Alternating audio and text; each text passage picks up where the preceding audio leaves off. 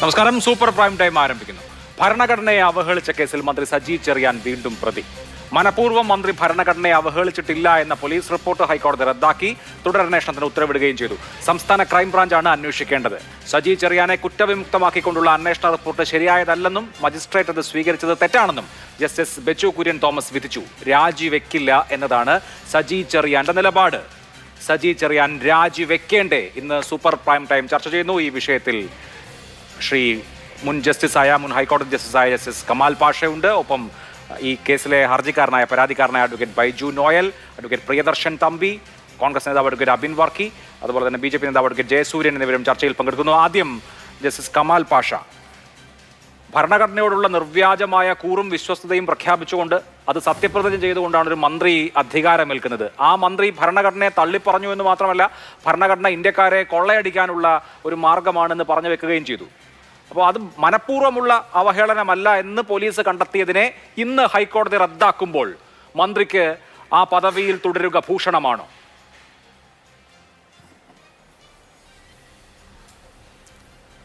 ധാർമ്മികതയുടെ പ്രശ്നം മാത്രം നോക്കിയാൽ പോലും അതൊരിക്കലും ഭൂഷണമല്ല ആ പദവിയിൽ അദ്ദേഹം തുടരുന്നത്. ഒരു ശരിയായ നടപടിയാണെന്ന് നമുക്ക് കരുതാൻ പറ്റുന്നില്ല. നിർവ്യാജമായ കൂറും വിശ്വസ്തയും ഭരണഘടനയോട് പുലർത്തുമെന്ന് ഭരണഘടനയെ പിടിച്ച് സത്യം ചെയ്തിട്ട് അധികാരമേൽക്കുന്ന ഒരു മന്ത്രി ഇതിരിക്കുമ്പോൾ അങ്ങനെ ആ പദവിയിലിരിക്കുമ്പോഴാണ് ഇതേപോലുള്ള വർത്തമാനം പറഞ്ഞത്. അത് ധാർമ്മികതയെന്ന് മാത്രമല്ല, ഈ വലിയ ഗ്രോസ് ഇല്ലീഗാലിറ്റിയാണ്, ഒരു വലിയ ക്രൈമാണ് ചെയ്തേക്കുന്നത്, ഒരു ക്രിമിനൽ കുറ്റമാണ്. അതിനെ എങ്ങനെ പോലീസ് അദ്ദേഹം കുറ്റം ചെയ്തിട്ടില്ല എന്ന് പറഞ്ഞ് അദ്ദേഹത്തിന് ഒഴിവാക്കി റഫർ റിപ്പോർട്ട് കൊടുത്തെന്ന് മനസ്സിലാവുന്നില്ല.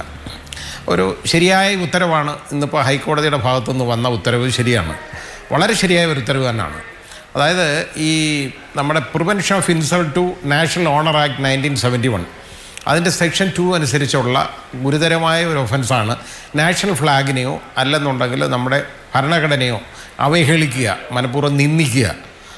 അതിൽപ്പെടും. അതിപ്പോൾ 2003 അമെൻമെൻറ്റിൽ ഉൾപ്പെടുത്തിയതാണ്. അതിന് മുമ്പ് അതില്ലായിരുന്നു. മുമ്പ് ഭരണഘടന കത്തിക്കണം, അല്ലെന്നുണ്ടെങ്കിൽ ഫ്ലാഗ് കത്തിക്കുക, അല്ലെങ്കിൽ അത് ചവിട്ടി തേക്കുക, അതിന് ഈ രീതിയിൽ ടോയിൽ ചെയ്യുക, നശിപ്പിക്കുക, ഇതൊക്കെയായിരുന്നു ഉണ്ടായിരുന്നത്. പക്ഷേ അതിനോടൊപ്പം അതർവൈസ് എന്ന് പറഞ്ഞിട്ട് ഒരു ക്ലോസും കൂടെ ചേർത്തു.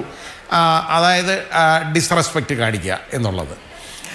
അപ്പോൾ അതർവൈസ് ഷോസ് ഡിസ്റെസ്പെക്റ്റ് അത് 2003 അമെൻമെൻറ്റാണ്. അത് കൊണ്ടുവരാൻ കാര്യം ഇങ്ങനെയുള്ള സാഹചര്യങ്ങളെ മുൻനിർത്തിയാണ് ഇത് കൊണ്ടുവന്നേക്കുന്നത്. അപ്പോൾ പിന്നെ ഇനി അതിനകത്തുള്ളതെന്ന് പറഞ്ഞാൽ പോലീസ് മനഃപൂർവ്വമായ രീതിയിൽ അദ്ദേഹം അവഹേളിച്ചില്ല എന്നുള്ളതാണ് പറഞ്ഞതെന്ന് കാണുന്നു, മനസ്സിലാക്കുന്നു. അതെന്തോ അതിന് മനഃപൂർവ്വം എന്ന് പറഞ്ഞാൽ എന്തോ അക്ഷരാഭ്യാസം ഇല്ലാത്ത ആളാണെന്നോ മന്ത്രി. അല്ലെ മന്ത്രിക്ക് സത്യപ്രതിജ്ഞ നടത്തുമ്പോൾ ഇങ്ങനൊരു സത്യപ്രതിജ്ഞ ചെയ്ത ആളല്ലേ. ആ രീതിയിൽ ഇതും പറഞ്ഞതിന് ശേഷം ഇത് പറയുക എന്ന് പറഞ്ഞാൽ വളരെ മോശമായ പദങ്ങളാണ് ഉപയോഗിച്ചേക്കുന്നത്. അതായത് ഇന്ത്യൻ ഭരണഘടന എന്ന് പറയുന്നത് ഇന്ത്യയിലെ ജനങ്ങളെ കൊള്ളയടിക്കാനുള്ള ഒരു ഭരണഘടനയാണ് ഇന്ത്യയുടേത് എന്നാണ് ഒരു വാചകം.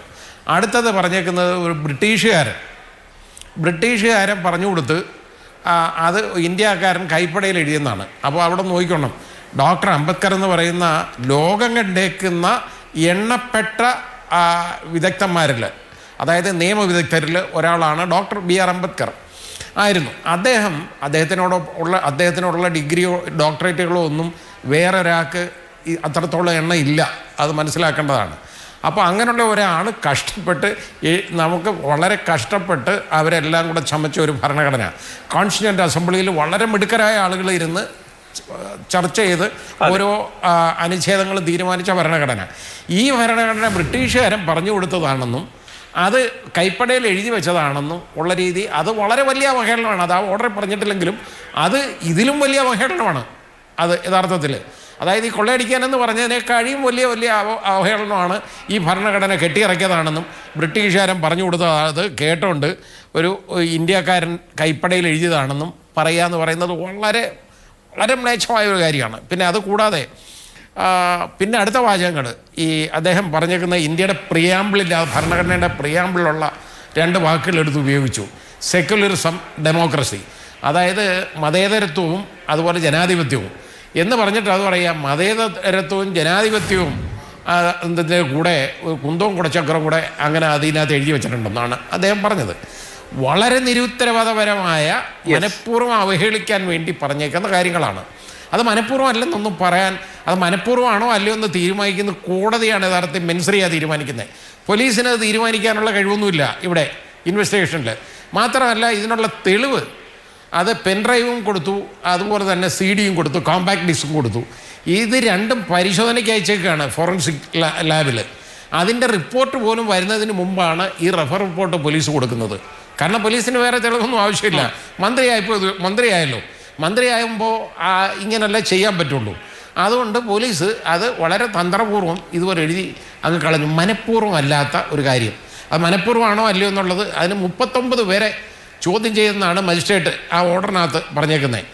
ഫർദർ ഇൻവെസ്റ്റിഗേഷൻ പരാതിക്കാരൻ കൊടുത്തു ശരിയായ രീതിയിൽ 173(8) അനുസരിച്ച് അദ്ദേഹം ഫർദർ ഇൻവെസ്റ്റിഗേഷൻ വേണം, ഇത് തെറ്റാണ് എന്ന് പറഞ്ഞു കൊടുത്തു കഴിഞ്ഞപ്പോൾ അതൊക്കെ തള്ളുകയാണ്. അത് തള്ളാൻ പറഞ്ഞ റീസൺ എന്ന് പറഞ്ഞാൽ ഇൻവെസ്റ്റിഗേറ്റിംഗ് ഓഫീസർ 39 സാക്ഷികളെ ചോദ്യം ചെയ്യുന്നതാണ്. 39 സാക്ഷികളെ ചോദ്യം ചെയ്ത കൂട്ടത്തിൽ ഞാൻ ചോദിക്കട്ടെ, ശ്രീ അഭിലാഷ് ഉൾപ്പെടെയുള്ള ഏതെങ്കിലും മാധ്യമപ്രവർത്തകൻ്റെ അടുത്ത് ചോദിച്ചിട്ടുണ്ടോ? ഇല്ലല്ലോ. എല്ലാ ചാനലുകളും ഇത് ലൈവായിട്ട് റിപ്പോർട്ട് ചെയ്ത കാര്യമാണ്. മുഴുവൻ ചാനലുകളും പല പ്രാവശ്യം ഇത് കാണിച്ചിട്ടുള്ളതാണ്. ഒരൊറ്റ മാധ്യമപ്രവർത്തകനെയും ചോദ്യം ചെയ്തിട്ടില്ല, സാക്ഷിയാക്കിയിട്ടില്ല, ഒന്നുമില്ല. അവർക്കിഷ്ടമുള്ള ഒരു 39 സാക്ഷികളുടെ പേരും എഴുതി റെഡിയാക്കി വെച്ച് അവരെടുത്തെല്ലാം ചോദിച്ച് പറഞ്ഞു എല്ലാം റെഡിയാണ് എന്നുള്ള രീതിയിൽ വളരെ വികലമായ ഒരു ഓർഡറാണ്, ഉത്തരവാണ് മജിസ്ട്രേറ്റ് എഴുതിയത്. അത് എന്തുകൊണ്ട് അങ്ങനെ എഴുതിയെന്ന് ചോദിച്ചാൽ എനിക്കും അറിയില്ല. കാരണം ഞാനും ആദ്യമായിട്ടാണ് ഇങ്ങനെ ഇത്രയും വികലമായ ഒരു ഉത്തരവ് ഓർഡർ കാണുന്നത്. അതിനെയെല്ലാം നിശിതമായി ഹൈക്കോടതി ഇന്ന് വിമർശിച്ചുകൊണ്ടാണ് ഈ ഉത്തരവ് പറഞ്ഞേക്കുന്നത്. ഈ ഉത്തരവെന്ന് പറയുന്നത് നിർബന്ധമായിട്ടും അന്വേഷിക്കണം, ഉള്ള ക്രെഡിബിലിറ്റിയുള്ള ഓണസ്റ്റായിട്ടുള്ള ഒരു ഉദ്യോഗസ്ഥനെ കൊണ്ട് ക്രൈംബ്രാഞ്ചിൽ അന്വേഷിക്കുന്നതാണ്. അതിൽ നിന്ന് ഒന്നും വരുമെന്ന് ഞാൻ കാണുന്നില്ല. കാരണം ഇപ്പോൾ കേരള പോലീസല്ലേ, കേരള പോലീസ് ആകുമ്പോൾ അത് ക്രൈംബ്രാഞ്ച് എന്ന് പേരിട്ടാൽ പോലും കേരളത്തിലുള്ള പോലീസ് ഇതുപോലുള്ള ഒരു ഭരിക്കുന്ന പാർട്ടിയുടെ ഒരു മന്ത്രിക്കെതിരെ പറയാൻ തയ്യാറാവും എന്ന് ഞാൻ കരുതുന്നില്ല. യഥാർത്ഥത്തിൽ പരാതിക്കാരൻ കൊടുത്തേക്കുന്നത് CBI ഇൻവെസ്റ്റിഗേഷൻ ചോദിച്ചുകൊണ്ടാണ്. അത് കൊടുക്കാവുന്ന ഒരു കേസായത്. അപ്പം ചോദിക്കുക അത് കൊലക്കേസൊന്നുമല്ല. പക്ഷേ കേരളത്തിലെ സാഹചര്യം വെച്ച് നോക്കുമ്പോൾ ഒരു ഇൻഡിപെൻഡൻറ്റ് ഏജൻസി അന്വേഷിക്കേണ്ട ഒരു മാറ്ററാണിത്. അല്ലെങ്കിൽ ഇതേ വരുള്ളൂ. പിന്നെ ഇതിനകത്ത് അന്വേഷണത്തിൻ്റെ സ്കോപ്പ് എന്താ അഭിലാഷ്? വേറെ ഒന്നും വേണ്ട. അതായത് അദ്ദേഹം ഇങ്ങനെ പറഞ്ഞോ എന്ന് ചോദിച്ചു കഴിഞ്ഞാൽ അതിൻ്റെ ഫോറൻസിക് എവിഡൻസ് മാത്രം എടുത്താൽ മതി. ഇത് അദ്ദേഹത്തിൻ്റെ ശബ്ദമാണ്, ഇത് അദ്ദേഹമാണ് എന്നുള്ള ഒരു റിപ്പോർട്ടുണ്ടെങ്കിൽ, ഫോറൻസിക് റിപ്പോർട്ടുണ്ടെങ്കിൽ അത് വളരെ വലിയ എവിഡൻസാണ് അതിനകത്ത്. അതിപ്പരെ എവിഡൻസ് ഒന്നും വേറെ ആവശ്യമില്ല ഇതിന്. സാക്ഷിമൊഴിക്കൊന്നും യാതൊരു പ്രാധാന്യം പോലും ഇല്ല. കാരണം ഇത് കാണാവുന്നതാണ്, നമുക്ക് പഞ്ചേന്ദ്രിയങ്ങൾ കൊണ്ട് മനസ്സിലാക്കി എടുക്കാവുന്ന ഒരു കാര്യമാണെങ്കിൽ, നേരിട്ടറിയാവുന്നതാണെന്നുണ്ടെങ്കിൽ അത് എവിഡൻസാണ്. അപ്പോൾ നമുക്ക് അദ്ദേഹത്തിനെ കണ്ടാലറിയാം. അതേപോലെ അദ്ദേഹത്തിൻ്റെ ശബ്ദം നമുക്കറിയാം. അതിനുള്ള എവിഡൻസ് ഉണ്ടെങ്കിൽ, ഫോറൻസിക് എവിഡൻസ് കൂടെ ഉണ്ടെങ്കിൽ വളരെ ക്ലിയറാണ്. ഇൻവെസ്റ്റിഗേഷൻ വലിയ സ്കോപ്പൊന്നും ഇതിനകത്തില്ല. വെറുതെ എഴുതി കളഞ്ഞതാണ്, റെഫർ ചെയ്തതാണ്. ഒരു മന്ത്രിയാകുമ്പോൾ ഇതുപോലുള്ള അനാവശ്യം വിളിച്ചു പറയാമെന്നാണോ കരുതുന്നത്? യഥാർത്ഥത്തിൽ ഉത്തരവാദിത്തം കൂടുതൽ വേണ്ട ഒരു പോസ്റ്റല്ലേ അത്. അപ്പോൾ ഒരു ഭരിക്കുന്ന മന്ത്രി, അദ്ദേഹം സത്യപ്രതിജ്ഞ ചെയ്തേക്കുന്ന ഭരണഘടന, അതിനകത്ത് ഇതിനെ ഈ രീതിയിൽ അവഹേളിക്കുകയാണ്. ആ 2003 അമെൻമെൻറ്റിന് ശേഷം ഇത് ഉൾക്കൊള്ളിച്ചേക്കുന്നതിൻ്റെ ഉദ്ദേശം തന്നെ ഇതാണ്. അപ്പോൾ ഇതിനകത്ത് മെൻസറിയേ ഇല്ല, അതായത് ഇൻറ്റൻഷൻ ഇല്ല എന്നൊന്നും പറയാനൊക്കത്തില്ല ഒരിക്കലും. കാരണം ഒരു മന്ത്രി ഇത് പറയുമ്പോൾ അദ്ദേഹത്തിന് ഭരണഘടന എന്താണെന്ന് അറിഞ്ഞുകൂടാന്നും, ഭരണഘടനയിലെ ഈ കാര്യങ്ങളൊക്കെ വിളിച്ചു പറയുന്നുണ്ടല്ലോ. അദ്ദേഹത്തിൻ്റെ വിവക്ഷ എന്ന് പറയുന്നത് കൊള്ളയടിക്കാനുള്ള സംവിധാനമാണെന്നാണ്. അടുത്തത് അദ്ദേഹം മനസ്സിലാക്കിയേക്കുന്നത്, ഒരു ഇന്ത്യൻ പൗരൻ മനസ്സിലാക്കിയേക്കുന്നത് ഇന്ത്യൻ പൗരനാണെന്ന് പോലും സംശയിക്കണം. കാരണം ബ്രിട്ടീഷുകാരൻ ആരോ പറഞ്ഞു കൊടുത്തത് എഴുതി ഒരാൾ കൈപ്പടയിൽ, ഒരു ഇന്ത്യക്കാരൻ കൈപ്പടയിൽ എഴുതിയതാണ് ഭരണഘടന, തീർന്നു. ഇനി അതും കൂടാതെ ഈ കുന്തോ കുടച്ചക്രമൊക്കെയാണ് ഇതിൻ്റെ അകത്ത് പ്രിയാമ്പിളിനകത്ത്, അതായത് മൗലികാവകാശങ്ങളിനകത്ത് വരുന്നത്, സെക്യുലറിസത്തിൻ്റെയോടും ഡെമോക്രസിയോടും വരുന്നത് എന്നൊക്കെ പറയാമെന്ന് പറഞ്ഞാൽ ഒരിക്കലും ചിന്തിക്കാവുന്ന ഒരു കാര്യമല്ല. ഒരു ലേമാൻ പോലും ഇത് പറയത്തില്ല, പിന്നാണ് ഒരു മന്ത്രി. തീർച്ചയായും അദ്ദേഹം തിരഞ്ഞെടുക്കപ്പെട്ട ഒരു MLA അല്ലേ, അത് കഴിഞ്ഞ് അദ്ദേഹം മന്ത്രിയായി. അന്ന് അദ്ദേഹത്തിൻ്റെ ധാർമ്മികത ഇത് അദ്ദേഹം നോക്കിയപ്പോൾ അന്ന് രാജിവെക്കേണ്ടതായിട്ട് വന്നു. ഇന്ന് അതിലും വഷളാണ് സിറ്റുവേഷൻ. ശരി. കാരണം അന്ന് ഇതൊരു കോടതി ഒന്നും തീരുമാനിച്ചിട്ടില്ല ഒന്നും. ഇന്നിപ്പോൾ കോടതിയുടെ ഒരു ശക്തമായ നിരീക്ഷണം വന്ന് ഈ ഒഫൻസ് നിലനിൽക്കുന്നതാണെന്ന് ആ ഓർഡർ കണ്ടാൽ അറിയാം. ആ രീതിയിലാണ് പോയേക്കുന്നത്. ബാക്കി അതിന് തെളിവ് മാത്രം മതി. ഇനി അത് എടുക്കേണ്ടത് വിചാരണ കോടതിയാണ്. അപ്പോൾ ഇതിൻ്റെ ഇൻവെസ്റ്റിഗേഷൻ കഴിഞ്ഞതിന് ശേഷം, അപ്പോൾ രണ്ടാമതൊരു ഇൻവെസ്റ്റിഗേഷൻ, വീണ്ടും റീഇൻവെസ്റ്റിഗേഷൻ അല്ല, ഫർദർ ഇൻവെസ്റ്റിഗേഷൻ കോടതി ഓർഡർ ചെയ്തിട്ടുണ്ട് 173(8) അനുസരിച്ച്. ക്രൈംബ്രാഞ്ച് അന്വേഷിക്കട്ടെ, അന്വേഷിച്ചിട്ട് എന്താ റിപ്പോർട്ട് വരുന്നതെന്ന് നോക്കാം. എൻ്റെ അഭിപ്രായത്തിൽ ക്രൈംബ്രാഞ്ച് ഇത് ശരിയായ രീതിയിൽ അന്വേഷിച്ച് കൊടുത്തില്ലെങ്കിൽ, നല്ല പോലീസുകാർ നമുക്കില്ലാഞ്ഞത്തോണ്ടല്ല അഭിലാഷ്, നമുക്ക് നല്ല പോലീസുകാർ നമുക്കുണ്ട്, വളരെ നല്ല പോലീസ് ഉദ്യോഗസ്ഥർ നമുക്കുള്ളതാണ് നമ്മുടെ നാട്ടിൽ. പക്ഷേ അവരുടെ എല്ലാം കൈ കെട്ടി വെച്ചേക്കല്ലേ ഇപ്പോൾ, അവർക്ക് ഒന്നും സംസാരിക്കാൻ ഒക്കുന്നില്ല, അവരുടെ കൈകൾ എല്ലാം വിലങ്ങിന് ഉള്ളിലാണ് അവർ. Doctor B.R. അംബേദ്കർ പറഞ്ഞ ഒരു വാചകം ഞാനിപ്പോൾ ആലോചിക്കുകയാണ്. അതായത് നിങ്ങളുടെ മനസ്സ് ഫ്രീ അല്ലെങ്കിൽ, ഞാൻ പോലീസുകാരോടത്ത് പറയുകയാണ്, നിങ്ങളുടെ മനസ്സ് ഫ്രീ അല്ലെങ്കിൽ നിങ്ങൾ ചങ്ങലയ്ക്കുള്ളിൽ അല്ലെങ്കിലും നിങ്ങൾ അടിമകളാണ്. നിങ്ങളുടെ മനസ്സ് ഫ്രീ അല്ലെങ്കിൽ നിങ്ങൾ ജയിലറയ്ക്കുള്ളിൽ അല്ലെങ്കിലും നിങ്ങൾ ജയിൽ പുള്ളിയാണ്.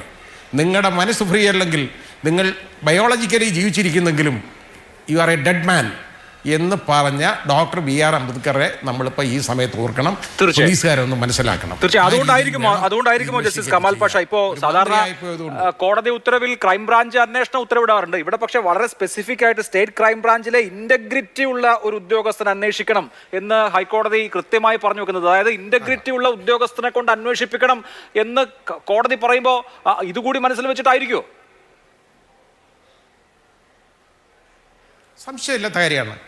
സംശയമില്ലാത്ത കാര്യമാണ്. കാരണം ഇത് ഇപ്പോൾ ഇത്രയും ഒരു ചെറിയൊരു മാറ്റർ, ചെറുതെന്ന് പറഞ്ഞു കഴിഞ്ഞാൽ ഇതിന് വളരെ വലിയ വ്യാപ്തിയുണ്ട് ജനങ്ങളുടെ ഇടയിൽ, എങ്കിൽ പോലും ഈ വലിയൊരു ഒഫൻസാണ്. കാരണം ഇത് മറ്റ് ജനങ്ങൾക്ക് ഒരു കണ്ണ് തുറക്കാനുള്ള ഒരു മാർഗമായിട്ട് മാറണം. കാരണം ഈ നാഷണൽ ഫ്ലാഗിനെ അവഹേളിക്കുക, അതുപോലെ ഇന്ത്യൻ ഭരണഘടനയെ അവഹേളിക്കുക എന്നൊക്കെ പറയുന്നത് നിന്ദിക്കുക, ഇതൊക്കെ നമ്മുടെ യഥാർത്ഥത്തിൽ നമ്മുടെ രാഷ്ട്രത്തോട് തന്നെ ചെയ്യുന്ന ഏറ്റവും വലിയ അനീതിയാണ്. അത് വലിയൊരു കുറ്റകൃത്യമാണ്. എങ്കിൽ പോലും നമ്മൾ സാധാരണഗതിയിലൊക്കെ CBI അന്വേഷണം കൊടുക്കുമ്പോൾ ഈ കൊലപാതകങ്ങൾ അങ്ങനെയുള്ള കേസുകളും ആ രീതിയിലുള്ളതൊക്കെയാണ് സാധാരണഗതിയിൽ CBI അന്വേഷണത്തിലേക്ക് സാധാരണ പോകുന്നത്. അല്ലെങ്കിൽ അതേപോലുള്ള വലിയ അഴിമതി ഇതൊക്കെ മാത്രമേ പോകാറുള്ളൂ. ഇങ്ങനെയുള്ള ഒരു കാര്യം ഒരു 3 വർഷം മാത്രം തടവ് ശിക്ഷ കൊടുക്കാവുന്ന ഒരു ഒഫൻസാണ് ഇത്. പക്ഷേ ഇവിടെ അതിൻ്റെ പ്രത്യേകത എന്ന് പറഞ്ഞതിൻ്റെ വ്യാപ്തി, ഇതൊരു മന്ത്രിയാണ് കമ്മിറ്റ് ചെയ്തേക്കുന്നത്, അതാണ് കാര്യം. ഒരു സാധാരണക്കാരനല്ല, അധികാര സ്ഥാനത്തിരിക്കുന്ന ഒരു മന്ത്രി, നാട് ഭരിക്കുന്ന ഒരു മന്ത്രി ഇത് ചെയ്തേക്കാണ്, ഈ രീതിയിലുള്ള അവഹേളനം നടത്തിയേക്കാണ്. അങ്ങനെ വരുമ്പോൾ അതിൻ്റെ വ്യാപ്തി വളരെ വലുതാണ്. എൻ്റെ അഭിപ്രായത്തിൽ CBIക്ക് കൊടുക്കേണ്ട ഒരു കേസാണ്. ഇനിയും അതിൻ്റെ കാലം കഴിഞ്ഞിട്ടില്ല. എനിക്ക് തോന്നുന്നത് ഇനി ക്രൈംബ്രാഞ്ച് വീണ്ടും ഇതേ പണി ചെയ്ത് കഴിഞ്ഞാൽ ഈ പരാതിക്കാരൻ വെറുതെ വിടുമെന്ന് എനിക്ക് തോന്നുന്നില്ല. അദ്ദേഹം നിർബന്ധമായിട്ടും ഇത് CBI അന്വേഷണത്തിന് വീണ്ടും കൊടുക്കും. പിന്നെ കോടതി കൊടുക്കാതിരിക്കാൻ ഒരു മാർഗ്ഗവും ഇല്ല താനും.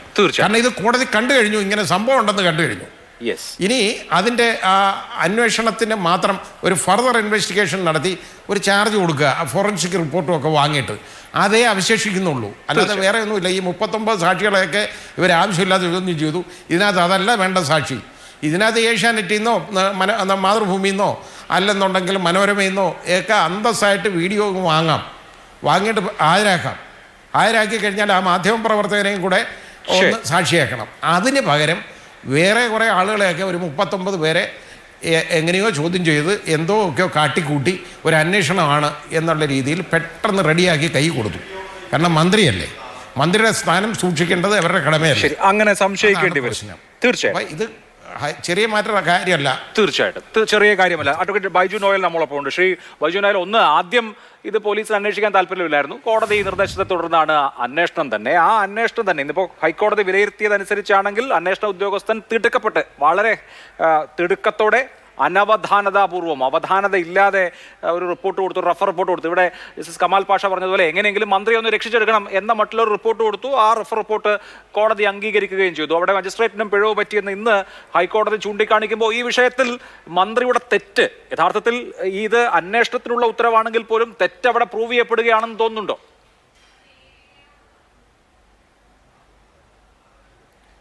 തീർച്ചയായും അദ്ദേഹത്തിൻ്റെ വെർബാറ്റം ഇന്നത്തെ ജഡ്ജ്മെൻറ്റിനകത്ത് സ്പെസിഫൈ ചെയ്ത് പറഞ്ഞിട്ടുണ്ട്.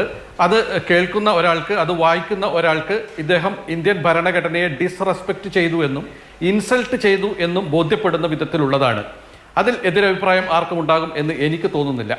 കാരണം അദ്ദേഹം ഒരു ഭരണഘടനയെ പ്രതി സത്യപ്രതിജ്ഞ ചെയ്ത ഒരു വ്യക്തിയാണ്. അദ്ദേഹം ഒരു റൂളിംഗ് പാർട്ടിയുടെ നേതാവാണ്. അദ്ദേഹം ഒരു ലെജിസ്ലേറ്റീവ് അസംബ്ലി മെമ്പറാണ്. അദ്ദേഹത്തിനെതിരെയുള്ള ഒരു അന്വേഷണം സ്വാഭാവികമായിട്ടും ഒരു ബയസ്ഡ് ആവാനുള്ള സാധ്യതയുണ്ട്, അല്ലെങ്കിൽ ഇതുപോലെ ഒരു ലാക്കഡീസിക്കൽ മാനറിൽ ആവാനുള്ള സാധ്യതയുണ്ട്, ഒരു അൺഫെയർ ആവാനും അൺസയന്റിഫിക് ആവാനുമുള്ള സാധ്യത ഉണ്ടായിരുന്നു. അത് തന്നെയാണ് ഇതിനകത്ത് സംഭവിച്ചിട്ടുള്ളതും. ഇതിനകത്ത് പ്രൈമ ഫേസ് കേസ് എടുക്കാൻ പോലും പോലീസ് അന്ന് തയ്യാറായിരുന്നില്ല.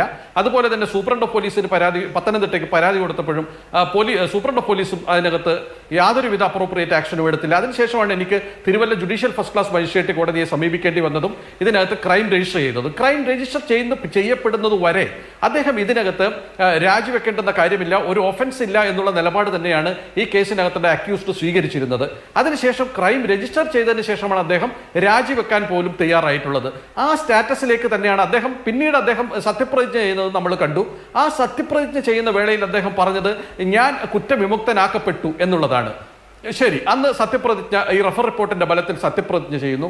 ആ സെയിം സ്റ്റാറ്റസിലേക്കാണ് ഇന്നത്തെ ജഡ്ജ്മെന്റോടുകൂടി അദ്ദേഹം വീണ്ടും അക്യൂസ്ഡ് ആയിട്ട് ആ കേസിനകത്ത് തിരിച്ചു വന്നിരിക്കുന്നത്. അങ്ങനെയാണെങ്കിൽ അന്ന് അദ്ദേഹത്തിനുണ്ടായിരുന്ന ധാർമ്മിക ബോധം ഇന്നും നിലനിൽക്കത്തക്ക ബലമുള്ളതാണ്. ആ ധാർമ്മിക ബോധം ഇന്നും ഉണ്ടെങ്കിൽ അദ്ദേഹം ഈ ക്രൈംബ്രാഞ്ച് അദ്ദേഹത്തിന്റെ കീഴിൽ തന്നെയുള്ള അദ്ദേഹത്തിന്റെ ഗവൺമെന്റിന്റെ കീഴിലുള്ള ഒരു പോലീസ് ആ കേസ് അന്വേഷിക്കുമ്പോൾ ധാർമ്മികമായ ആ ബാധ്യത ഏറ്റെടുത്തുകൊണ്ട് അദ്ദേഹം ഈ പദവിയിൽ നിന്ന് മാറി നിന്നുകൊണ്ട് ഈ അന്വേഷണത്തെ നേരിടുകയാണ്. ജനാധിപത്യവും നമ്മുടെ ഭരണഘടനയ്ക്ക് വിധേയമായി അദ്ദേഹം പെരുമാറുന്നുണ്ട് എന്നുള്ളതിനും നമുക്ക് മനസ്സിലാക്കാൻ പറ്റുന്നത്. അല്ല, അദ്ദേഹം രാജിവെക്കില്ല എന്ന് പറഞ്ഞു കഴിഞ്ഞു. അഡ്വക്കേറ്റ് ബൈജു നോയൽ, മറ്റൊരു കാര്യമുള്ളത്, പ്രധാനപ്പെട്ട ഒരു കാര്യമുള്ളത്, ഇപ്പോൾ ആദ്യത്തെ അന്വേഷണം, ഇവിടെ താങ്കൾ സൂചിപ്പിച്ച അന്വേഷണം, അവിടെ ഈ തെളിവുകൾ ഫോറൻസിക് പരിശോധനയ്ക്ക് അയച്ചിട്ട്, ഇലക്ട്രോണിക് തെളിവുകൾ ഫോറൻസിക് പരിശോധനയ്ക്ക് അയച്ചിട്ട് അതിന്റെ റിപ്പോർട്ട് വരുന്നതിന് മുൻപാണ് ക്ലോഷർ റിപ്പോർട്ട് കോടതിയിൽ കൊടുക്കുന്നത്. മനഃപൂർവ്വമായി മന്ത്രി ഭരണഘടനയെ അവഹേളിച്ചിട്ടില്ല എന്ന റിപ്പോർട്ട് കൊടുക്കുന്നത്, കോടതി അത് അംഗീകരിക്കുന്നത്. അങ്ങനെ പാർട്ടി സമ്മേളനത്തിൽ പങ്കെടുത്ത 39 പേരുടെ മൊഴിയെടുത്ത് ഇക്കാര്യത്തിൽ മന്ത്രി ഇന്റൻഷണലായി അല്ല വിമർശനം ഉന്നയിച്ചത്, അവഹേളനം നടത്തിയത് എന്ന് റിപ്പോർട്ട് കൊടുത്ത അതേ സംവിധാനം അതിപ്പോൾ ക്രൈംബ്രാഞ്ച് ഇനിയിപ്പോൾ അന്വേഷിക്കുമ്പോഴായാലും അതിനെന്തെങ്കിലും മാറ്റം ഉണ്ടാവുമെന്ന് താങ്കൾ ആത്മാർത്ഥമായി വിചാരിക്കുന്നുണ്ടോ? Prakash Singh versus union of India കേസിൽ സുപ്രീം കോടതി പറഞ്ഞിരിക്കുന്ന കാര്യം, police has become a mere tool in the hands of unscrupulous political masters എന്നാണ്. ഇത് തന്നെയാണ് ഈ കേസിനകത്ത് ഈ ഇൻവെസ്റ്റിഗേറ്റിംഗ് ഓഫീസർ ചെയ്തിരിക്കുന്നത്. In B R Kapoor versus union of India, the honourable supreme court held that a country having a written code it is supreme, nobody is above or beyond the constitution. ഈ കേസിനകത്ത് ഇദ്ദേഹം ഈ പറയുന്ന accused ഈ പറയുന്ന ഭരണഘടനയ്ക്ക് വിധേയനായി കഴിയേണ്ട ബാധ്യതപ്പെട്ട ഒരാളാണ്. അദ്ദേഹം ഭരണഘടനയെ പ്രതി സത്യപ്രതിജ്ഞ ചെയ്ത ഒരു വ്യക്തിയാണ്. ഇതിനകത്ത് ഇൻവെസ്റ്റിഗേറ്റിംഗ് ഓഫീസർ ഒരു ഡെപ്യൂട്ടി സൂപ്രണ്ട് ഓഫ് പോലീസാണ്. അദ്ദേഹത്തിന്റെ മുകളിലുള്ള ഒരു പൊളിറ്റിക്കൽ മാസ്റ്ററിനെതിരെ ഈ കേസ് ഒരു ഫ്രീ ആൻഡ് ഫെയർ മാനറിൽ അന്വേഷിക്കാൻ സാധിക്കുകയില്ല എന്നുള്ളത് തന്നെയാണ്. അതുകൊണ്ടാണ് ഇന്ന് ഇതിനകത്ത് ബഹുമാനപ്പെട്ട ഹൈക്കോടതി ഉപയോഗിച്ചത്, ഞാൻ ഇതിനകത്ത് ഈ കേസ് അന്വേഷിക്കുന്നത് ഇന്റഗ്രിറ്റി ഉള്ള ഒരു ഓഫീസർ വേണം എന്നുള്ളതാണ്. അതായത് പോലീസിനകത്ത് ഇന്റഗ്രിറ്റി ഉള്ള ഓഫീസർമാരും ഇന്റഗ്രിറ്റി ഇല്ലാത്ത ഓഫീസർമാരും ഉണ്ട് എന്നുള്ളതാണ് അത് വെളിവാക്കുന്നത്. അങ്ങനെ ഇന്റഗ്രിറ്റി ഇല്ലാത്ത ഒരു ഓഫീസറാണ് ഈ കേസ് നേരത്തെ അന്വേഷിച്ചിട്ടുള്ളത്. അതുകൊണ്ടാണ് അത് കോടതി എടുത്തു പറഞ്ഞത്, ഇതിനകത്ത് ഇനി അന്വേഷിക്കുമ്പോൾ ഒരു ഇന്റഗ്രിറ്റി ഉള്ള ഒരു ഓഫീസറെ കൊണ്ട് ഈ കേസ് അന്വേഷിപ്പിക്കണം. എങ്കിൽ തന്നെയും ഇത് ക്രൈംബ്രാഞ്ച് ഈ കേസ് അന്വേഷിക്കുമ്പോഴും ഇതിനകത്ത് ഈ പറയുന്ന പൊളിറ്റിക്കൽ പ്രഷർ ഉണ്ടാകാനുള്ള സാധ്യതയുണ്ട്. അതുകൊണ്ടാണ് ഞാൻ ഈ കേസിനകത്ത് CBI പോലെ ഒരു സെൻട്രൽ ഏജൻസി വേണമെന്ന് പറഞ്ഞത്. പല കേസുകളുടെ അകത്തും പല കേസുകളും CBIക്ക് വിടുമ്പോൾ സുപ്രീം കോടതിയും കേരള ഹൈക്കോടതിയും ഒക്കെ പറഞ്ഞിട്ടുള്ള കാര്യങ്ങൾ, ഇതിനകത്ത് ഈ പറയുന്ന ഇതുപോലെയുള്ള പൊളിറ്റിക്കൽ മാസ്റ്റേഴ്സ് അല്ലെങ്കിൽ പ്രഭരരായിട്ടുള്ള ആളുകൾ, സമൂഹത്തിൽ സ്വാധീനമുള്ള ആളുകൾ, ഗവൺമെന്റിൽ സ്വാധീനമുള്ള ആളുകൾ, അത്തരം ആളുകൾക്കെതിരെ കേസുകൾ അന്വേഷിക്കുമ്പോൾ അത് ഒരു സെൻട്രൽ ഏജൻസി, CBI പോലെ ഒരു സെൻട്രൽ ഏജൻസി അന്വേഷിക്കേണ്ടെന്ന ആവശ്യകതയെക്കുറിച്ച് പല ജഡ്ജ്മെന്റുകളുടെ അകത്തും ബഹുമാനപ്പെട്ട ഹൈക്കോടതിയും സുപ്രീം കോടതിയും ഒക്കെ ചൂണ്ടിക്കാണിച്ചിട്ടുണ്ട്.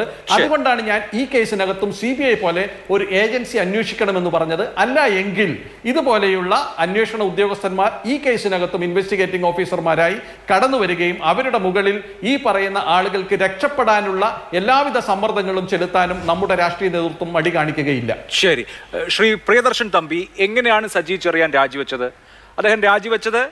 അദ്ദേഹം ഈ കേസിൽ കോടതി നിർദ്ദേശപ്രകാരം ഈ കേസ് എടുക്കുമ്പോൾ ആ കേസിൽ പ്രതിയാവുന്നു. ഭരണഘടനയെ അവഹേളിച്ചു എന്ന കേസിൽ പ്രതിയായതുകൊണ്ട് അന്വേഷണം നടക്കുന്ന സമയത്ത് മന്ത്രിസ്ഥാനത്തിരിക്കുന്നത് ഉചിതമല്ല എന്നുള്ളത് കൊണ്ട് സജി ചെറിയാൻ മന്ത്രിസ്ഥാനം രാജിവെച്ചു.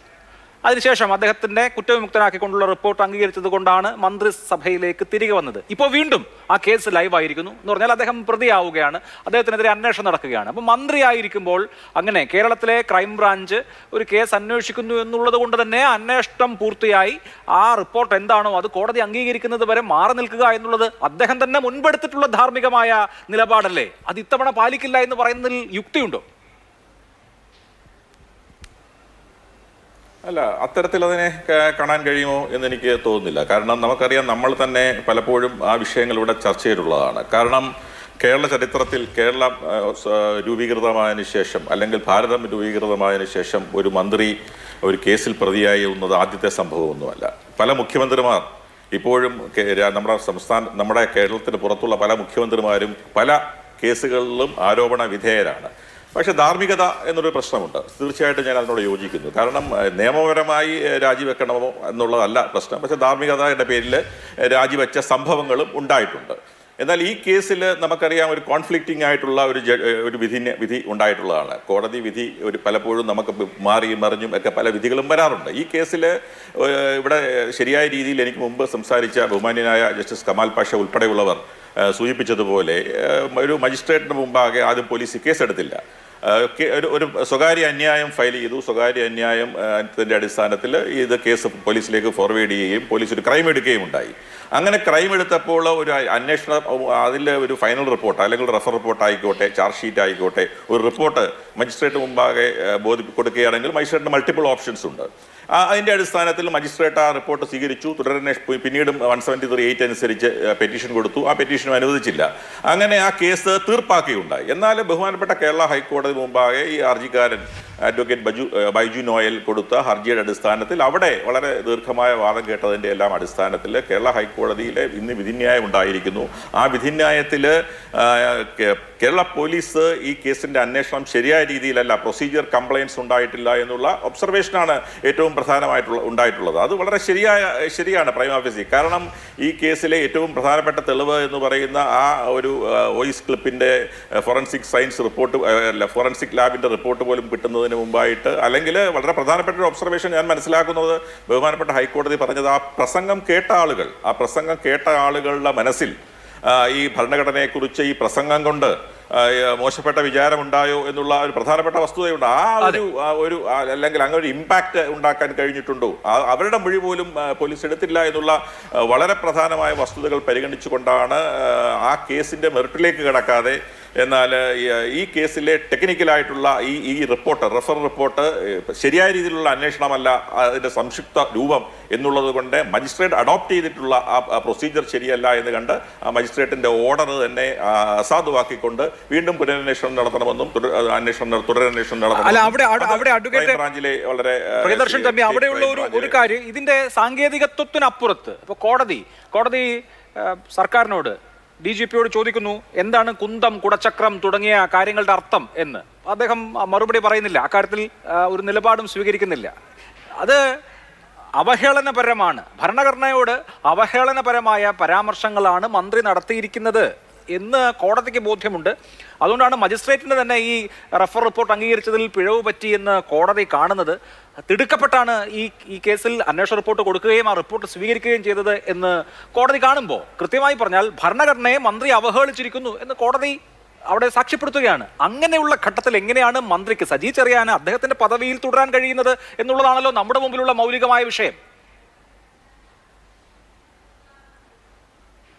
അല്ല, എനിക്ക് തോന്നുന്നത്, നമുക്കറിയാം പല വാചകങ്ങളും പറഞ്ഞിട്ടുണ്ട്, അതെല്ലാം നമ്മുടെ പൊതുസമൂഹത്തിന് മുമ്പാകെ ഉണ്ട്. പക്ഷെ അതിനെയെല്ലാം നമ്മൾ ഒരു കേസ്, ഉദാഹരണത്തിന് ഈ കേസ് ചാർജ് ഷീറ്റ് ഫയൽ ചെയ്താൽ, കേസിൻ്റെ ഫൈനൽ റിപ്പോർട്ട് ഫയൽ ചെയ്താൽ, വിചാരണ വേളയിൽ അതെല്ലാം ആ വാക്ക് ഏത് കോണ്ടെക്സ്റ്റിൽ, അതിൻ്റെ കോണ്ടെക്സ്റ്റ് അല്ലെങ്കിൽ അതിൻ്റെ സാഹചര്യം ഇതെല്ലാം ഇഴകീടി പരിശോധിക്കും. അതിനാണല്ലോ ട്രയൽ എന്ന് പറയുന്നത്.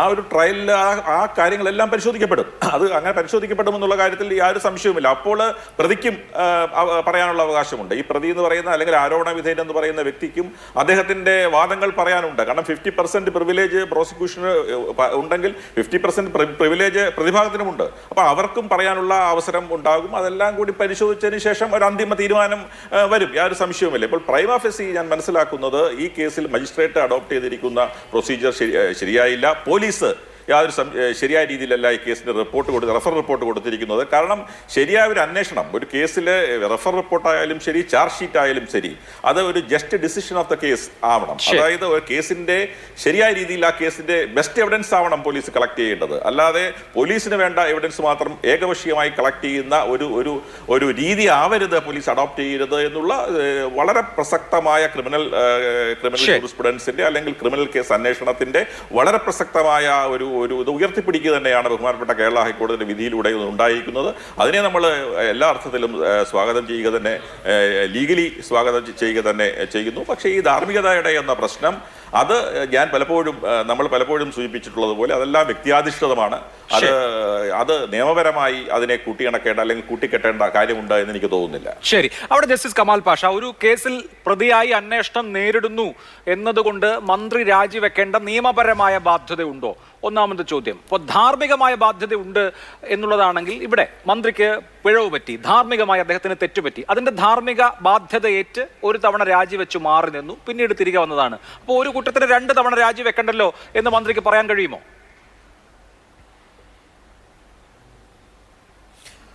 അത് അഭിലാഷ് 2 വിധത്തിൽ ചിന്തിക്കണം. ഒന്ന്, ധാർമ്മികതയുടെ പ്രശ്നം നോക്കിക്കഴിഞ്ഞു കഴിഞ്ഞാൽ അന്ന് അദ്ദേഹം നേരത്തെ രാജിവെച്ചപ്പോൾ ധാർമ്മികത മുൻനിർത്തിയാണ് രാജിവെച്ചതെന്ന് പറയുന്നു. ഇന്ന് കുറച്ചുകൂടെ സിറ്റുവേഷൻ, സാഹചര്യം കുറച്ചുകൂടെ വഷളാണ് ഇന്നത്തെ കാര്യം. ഇന്ന് കുറച്ചുകൂടെ പ്രശ്നമാണ്. കാരണം ഹൈക്കോടതി കണ്ടിരിക്കുന്നു ഇങ്ങനെയുള്ള കുറ്റകൃത്യം ഉണ്ടെന്നുള്ള രീതിയിൽ കണ്ടിട്ടുണ്ട്. അപ്പോൾ അത് കുറച്ചും കൂടെ ഒരു ബുദ്ധിമുട്ട് അദ്ദേഹത്തിന് വന്നിട്ടുണ്ട്. പിന്നെ അടുത്തത്, നിയമപരമായ ബാധ്യത ഉണ്ടെന്ന് ചോദിച്ചു കഴിഞ്ഞാൽ ഞാനത് യഥാർത്ഥത്തിൽ നിയമപരമായ ബാധ്യതയുണ്ടെന്ന് പറയും. അതിൻ്റെ കാരണം കൂടെ പറയാം. കാരണം ഒരു പാവം പോലീസ് ഉദ്യോഗസ്ഥൻ, ഇൻറ്റഗ്രിറ്റി ഉള്ള ഒരു ഉദ്യോഗസ്ഥനെ കൊണ്ട് അന്വേഷിക്കാനാണ് പറഞ്ഞേക്കുന്നത്. ആ പാവപ്പെട്ട ഇൻറ്റഗ്രിറ്റി ഉള്ള ഉദ്യോഗസ്ഥൻ്റെ ആ പൊസിഷൻ ഒന്ന് ചിന്തിച്ച് നോക്കിക്കോളൂ. നമുക്കറിയാമല്ലോ, ഇങ്ങനെയുള്ള ഇത്രത്തോളം രാഷ്ട്രീയമായിട്ട് ഇത്രത്തോളം വലിയ അധികാരത്തിലൊക്കെ ഇരിക്കുന്ന ഒരാൾക്കെതിരെ അന്വേഷിക്കേണ്ടതായി വരുന്ന ഗതികേട്. മാത്രമല്ല, അദ്ദേഹം മന്ത്രിയായിട്ട് തുടരുകയാണ്. മന്ത്രിയായിട്ട് തുടരുമ്പോൾ ഈ പാവപ്പെട്ട പോലീസ് ഉദ്യോഗസ്ഥനെ എങ്ങനെ അന്വേഷിക്കാൻ പറ്റും? ഇത് പ്രോപ്പറായിട്ട് ശരിയായിട്ട് എങ്ങനെ അന്വേഷിക്കാൻ പറ്റും? യഥാർത്ഥ ഈ മന്ത്രി എന്നൊക്കെ പറയും, ഇവരെല്ലാം അദ്ദേഹത്തിൻ്റെ മേലുദ്യോഗസ്ഥരല്ലേ. അങ്ങനെ അധികാരത്തിൽ ഇരുന്നുകൊണ്ട് ഈ അന്വേഷണം നേരിടുക എന്ന് പറയുന്നത് ധാർമ്മികത ഇല്ലായ്മ മാത്രമല്ല, എൻ്റെ അഭിപ്രായത്തിൽ അത് രാജിവെക്കേണ്ട നിയമപരമായ ഒരു ബാധ്യതയും കൂടെ ഉണ്ട്. കാരണം അല്ലെങ്കിൽ പ്രോപ്പറായിട്ടുള്ള ഒരു അന്വേഷണം നടക്കാൻ പറ്റത്തില്ല. അദ്ദേഹത്തിൻ്റെ കീഴുദ്യോഗസ്ഥൻ അദ്ദേഹത്തിനെതിരെയുള്ള ഒഫൻസ് അന്വേഷിക്കുകയാണ്. അതാണ് നമ്മൾ കണക്കാക്കേണ്ടത്. അദ്ദേഹത്തിൻ്റെ വകുപ്പ് വേറെ ആയിരിക്കും, അത് ശരിയാണ്. പക്ഷേ മന്ത്രിയാണല്ലോ, നമ്മുടെ ഈ ഭരിക്കുന്ന പാർട്ടിയുടെ ഒരു പ്രബലനായ നേതാവും മന്ത്രിയാണ് അദ്ദേഹം.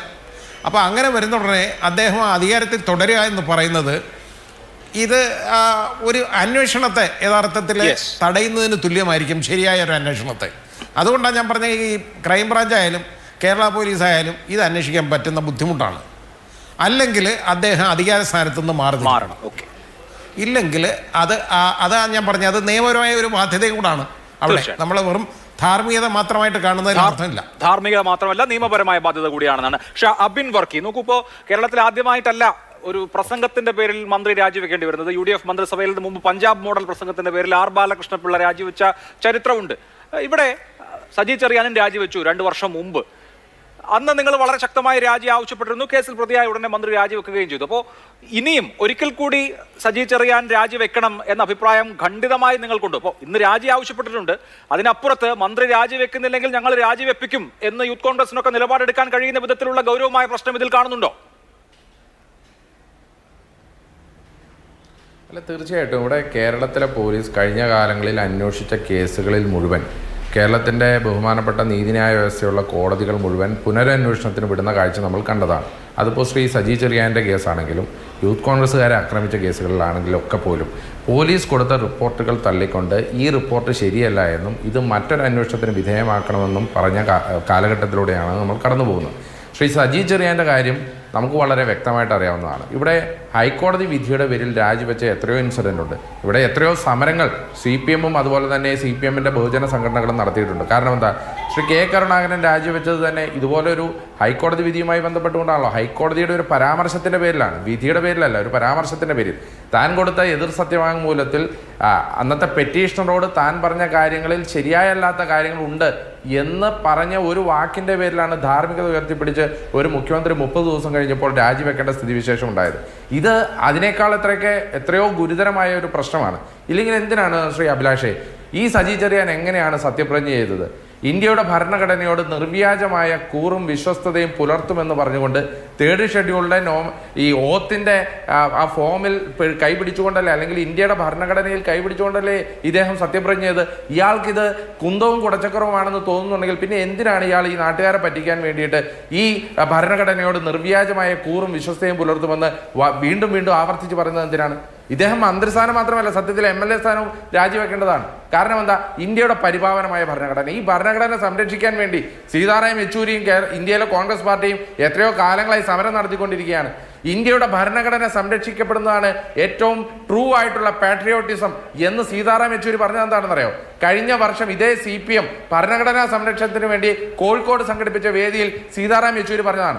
അതേ സീതാറാം യെച്ചൂരിയുടെ പാർട്ടിയിലെ ഒരു മന്ത്രി പറയുകയാണ് ഈ ഭരണഘടന കുന്തവും കുടച്ചക്രവും, ഈ ഭരണഘടന ഏറ്റവും കൂടുതൽ ചൂഷണം ചെയ്യുന്നത് ഈ ഭരണഘടന വെച്ചാണെന്ന്. ഇദ്ദേഹത്തിന് എന്ത് അടിസ്ഥാനപരമായ ജ്ഞാനമുണ്ട് ആ കാര്യങ്ങളെക്കുറിച്ച്? 389 പേർ ചേർന്ന് 165 ദിവസങ്ങളിരുന്ന് ഏറ്റവും കണിശമായി ഏറ്റവും കൃത്യതയോടുകൂടി ചർച്ച ചെയ്ത് ഉണ്ടാക്കിയ ഒരു ഭരണഘടന. ആ ഭരണഘടനയിൽ ഒരുപാട് രാജ്യങ്ങളുടെ അന്തസ്സത്ത് നമ്മൾ എടുത്തിട്ടുണ്ടെന്നേ. പാർലമെന്ററി ജനാധിപത്യത്തെക്കുറിച്ച് UK നിന്ന് എടുത്തിട്ടുണ്ട്. ഫണ്ടമെന്റൽ ഡ്യൂട്ടീസിനെ കുറിച്ച് നമ്മൾ സോവിയറ്റ് യൂണിയനിൽ നിന്ന് എടുത്തിട്ടുണ്ട്. ഫണ്ടമെന്റൽ റൈറ്റ്സിനെ കൊണ്ട് നമ്മൾ US എടുത്തിട്ടുണ്ട്. അയർലൻഡിന്റെ ഭരണഘടനയിൽ നിന്ന് എടുത്തിട്ടുണ്ട്. ജപ്പാനിൽ നിന്നാണ് നമ്മൾ സുപ്രീം കോടതിയുടെ പവറിനെ കുറിച്ച് എടുത്തിട്ടുള്ളത്. ആഫ്രിക്കയിൽ നിന്നാണ് ഈ കോൺസ്റ്റിറ്റ്യൂഷൻ എങ്ങനെ അമെൻഡ് ചെയ്യണമെന്ന് നമ്മൾ ആലോചിച്ചിട്ടുള്ളത്. ജർമ്മനിയുടെ ഭരണഘടനയിൽ നിന്ന് എടുത്തിട്ടുണ്ട്.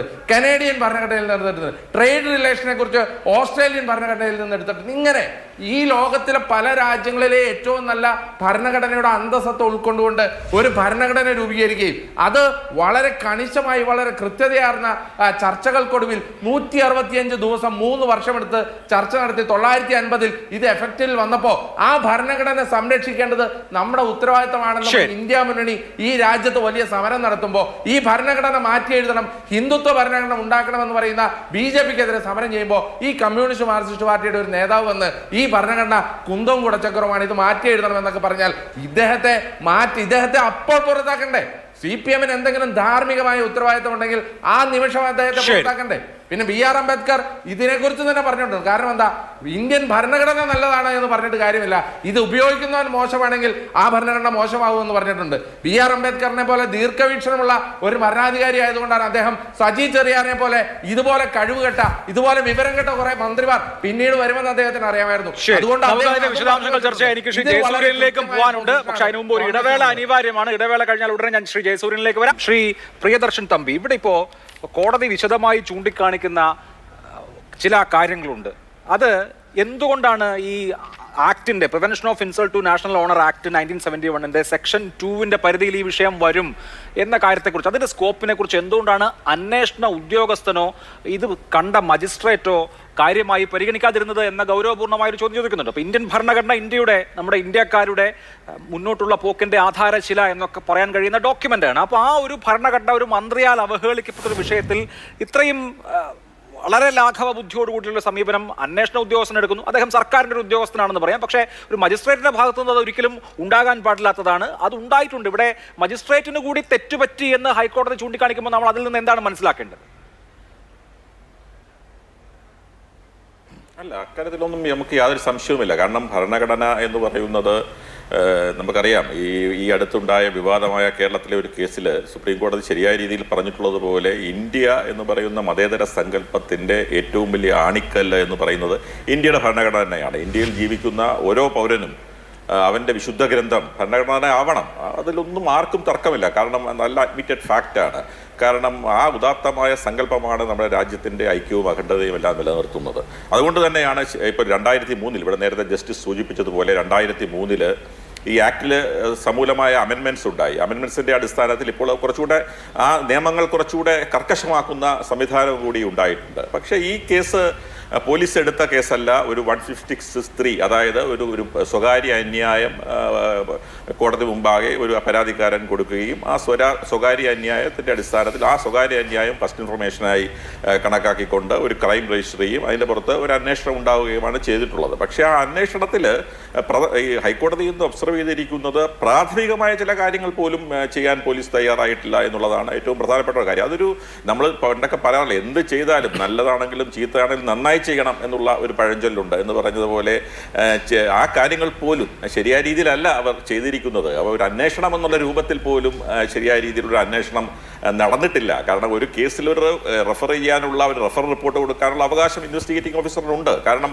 അതൊന്നും നമുക്ക് കോടതികൾക്ക് പോലും പലപ്പോഴും ചോദ്യം ചെയ്യാൻ കഴിയില്ല. കാരണം അത് ഒരു പോലീസിന്റെ പ്രോഗേറ്റീവാണ് ഇൻവെസ്റ്റിഗേറ്റിംഗ് ഓഫീസറുടെ.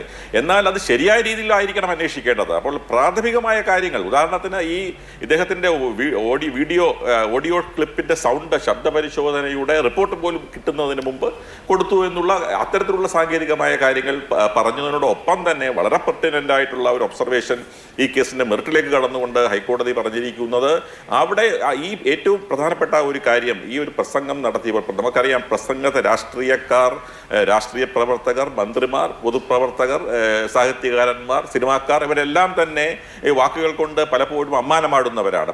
പല ക്ലീശേ വാക്കുകൾ അവർ ഉപയോഗിക്കാറുണ്ട്. പല പ്രസംഗങ്ങളിലും അതിര് കടന്ന പ്രയോഗങ്ങൾ അവർ ഉപയോഗിക്കാറുണ്ട്, അണികളെ അല്ലെങ്കിൽ ആളുകളെ ആവേശത്തിലാക്കാനും മറ്റും അപ്പം ആ ഒരു കോണ്ടെക്സ്റ്റ്, ആ കോണ്ടെക്സ്റ്റിൽ ആ ഒരു പർപ്പസ്ഫുള്ളി ഇന്റൻഷൻ ഉണ്ടായിരുന്നു ആ ഒരു പ്രസംഗത്തിന്. ആ പ്രസംഗം, ഉദാഹരണത്തിന് ആ പ്രസംഗം അവിടെ കൂടിയ ആളുകളിൻ്റെ മനസ്സുകളിൽ ഈ ഭരണഘടനയ്ക്കെതിരെയുള്ള ഒരു വികാരം ജനിപ്പിക്കാൻ ഉതകുന്നതായിരുന്നു എന്നുള്ള വളരെ പ്രധാനപ്പെട്ട ഒരു കാര്യം ഈ കേസിൽ അന്വേഷിക്കേണ്ടതായിട്ടുണ്ട് എന്നും ഹൈക്കോടതി ഒബ്സർവ് ചെയ്തിട്ടുണ്ട്. അപ്പോൾ ആ കാര്യങ്ങൾ ഉൾപ്പെടെയുള്ള കാര്യങ്ങൾ ഈ പുനരന്വേഷണത്തിൽ അന്വേഷിക്കണമെന്നാണ് ബഹുമാനപ്പെട്ട കേരള ഹൈക്കോടതി പറഞ്ഞിട്ടുള്ളത്. അതിൽ ഏറ്റവും പ്രധാനമായി ഈ റഫർ റിപ്പോർട്ട് അല്ലെങ്കിൽ ഈ ക്ലോസിംഗ് റിപ്പോർട്ട് ഈ പോലീസിന്റെ അക്സെപ്റ്റ് ചെയ്ത മജിസ്ട്രേറ്റ് നടപടി ശരിയായില്ല എന്നുള്ളതാണ് ഹൈക്കോടതിയുടെ നിഗമനം. അതിന്റെ അടിസ്ഥാനത്തിലാണ് ഈ കേസ് വീണ്ടും അന്വേഷിക്കണം എന്ന് പറഞ്ഞിട്ടുള്ളത്. പക്ഷേ അതിനോടൊപ്പം തന്നെ ഒരു കാര്യം കൂടി പറയാതിരിക്കാൻ കഴിയില്ല. കാരണം ഈ ഓർഡർ, ഒരു കോടതി ഒരു ഓർഡർ വിധിച്ചു, ഹൈക്കോടതി ആ ഓർഡർ ശരിയല്ലെന്ന് പറഞ്ഞു. തീർച്ചയായിട്ടും ഈ പരാതിക്കാരന് അല്ലെങ്കിൽ ഈ അഗ്രീവ്ഡ് ആയിട്ടുള്ള ആരോപണ വിധേയന് ഈ ഓർഡർ സുപ്രീം കോടതി മുമ്പാകെ ചലഞ്ച് ചെയ്യാൻ കഴിയും. കാരണം നമുക്കറിയാം ആന്റണി രാജുവിന്റെ കേസിൽ കഴിഞ്ഞ ദിവസം ഉണ്ടായ വിധി, കാരണം വടികൊട് തടി വാങ്ങിക്കുന്ന പോലെയാണ്. കാരണം അദ്ദേഹത്തിനെതിരെയുള്ള കേസ് കംപ്ലീറ്റ് കോഷ് ചെയ്തു കേരള ഹൈക്കോടതി. അദ്ദേഹം അതിനെതിരെ കോഷ് ചെയ്തെങ്കിലും വീണ്ടും പുനരന്വേഷണം പറഞ്ഞു. ആ ഓർഡറിനെതിരെ പോയി ആ കോഷ് ചെയ്ത ഓർഡർ സുപ്രീം കോടതി റദ്ദാക്കി. സുപ്രീം കോടതി റദ്ദാക്കിയിട്ട് വിചാരണ 1 വർഷത്തിനുള്ളിൽ തീർക്കണമെന്നും ആ പഴയ ചാർജ് വെച്ചിട്ട് വിചാരണ ചെയ്യണമെന്നും പറയുന്ന ആരും പ്രതീക്ഷിക്കാത്ത ഒരു വിധിന്യായം ബഹുമാനപ്പെട്ട സുപ്രീം കോടതിയുടെ ഭാഗത്തുനിന്നുണ്ടായി. അപ്പോൾ ഹൈക്കോടതി വിധിയെ ചലഞ്ച് ചെയ്യാനുള്ള ഒരു ഓപ്ഷനും കൂടി ഈ കേസിലെ പരാതിക്കാരനുണ്ട് എന്നുള്ളത് നമുക്ക് കാണാതിരുന്നുകൂടാ. തീർച്ചയായും നോക്കാം. അപ്പോൾ നമുക്ക് ശ്രീ ജയസൂര്യൻ, ഇവിടെ ഞാൻ നേരത്തെ അങ്ങയോട് ചോദിച്ച ചോദ്യം, ഒരു തവണ അതൊരു വലിയ രാഷ്ട്രീയ വിവാദമായി, പ്രസംഗം 2022 നടക്കുന്നു, മാധ്യമങ്ങളിൽ വാർത്തയാവുന്നു, സ്വാഭാവികമായും മന്ത്രിക്കെതിരെ പ്രതിഷേധം ഉണ്ടാവുന്നു, ഭരണഘടന നിലനിൽക്കുന്ന കാലത്തോളം അത് സംരക്ഷിക്കപ്പെടണമെന്ന് ആഗ്രഹിക്കുന്ന എല്ലാവരും മന്ത്രിക്കെതിരെ തിരിയുന്നു, ഒടുവിൽ കേസ് വരുന്നു, രാജിവെക്കുന്നു. ഈ രാജിക്ക് ശേഷം അദ്ദേഹം പിന്നീട് കുറച്ചു കാലം മാറുന്നതിന് ശേഷമാണ് തിരികെ വരുന്നത്. ഇപ്പോൾ കോടതി ഇങ്ങനെ നിരീക്ഷണം നടത്തുകയും തുടരന്വേഷണത്തിന് ഉത്തരവിടുകയും ചെയ്തതുകൊണ്ട് അദ്ദേഹം രാജിവെക്കണം എന്നുള്ളത് തന്നെയാണോ BJPയുടെ പൊസിഷൻ?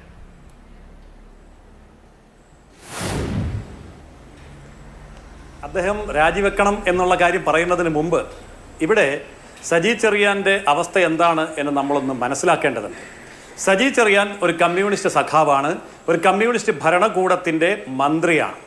അപ്പോൾ അദ്ദേഹത്തെ സംബന്ധിച്ചിടത്തോളം അദ്ദേഹത്തിൻ്റെ കാഴ്ചപ്പാട് ഇന്ത്യൻ ഭരണഘടനയുടെ കാഴ്ചപ്പാടിൽ നിന്നും വളരെ വ്യത്യസ്തമാണ്. ഈ കാര്യം കേവലം ആരോപണമായിട്ടല്ല ഞാൻ പറയുന്നത്.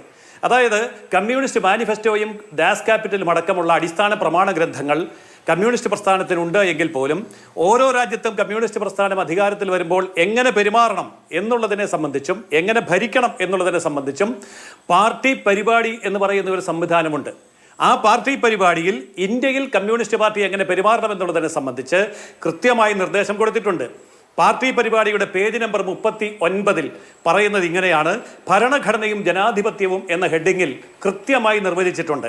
മുതലാളിത്ത വികസന പാത പിന്തുടരുന്നതിനായി വിദേശ മൂലധനവുമായി കൂടുതൽ സഹകരിക്കുന്നതും വൻകിട ബൂർഷ്വാസിയാൽ നയിക്കപ്പെടുന്നതുമായ ബൂർഷ്വാ ഭൂപ്രഭു വർഗഭരണത്തിൻ്റെ ഉപകരണമാണ് ഇന്നത്തെ ഇന്ത്യൻ ഭരണഘടന എന്ന് കമ്മ്യൂണിസ്റ്റ് പാർട്ടി ഓഫ് ഇന്ത്യ മാർക്സിസ്റ്റിൻ്റെ പാർട്ടി പരിപാടി പേജ് നമ്പർ 39.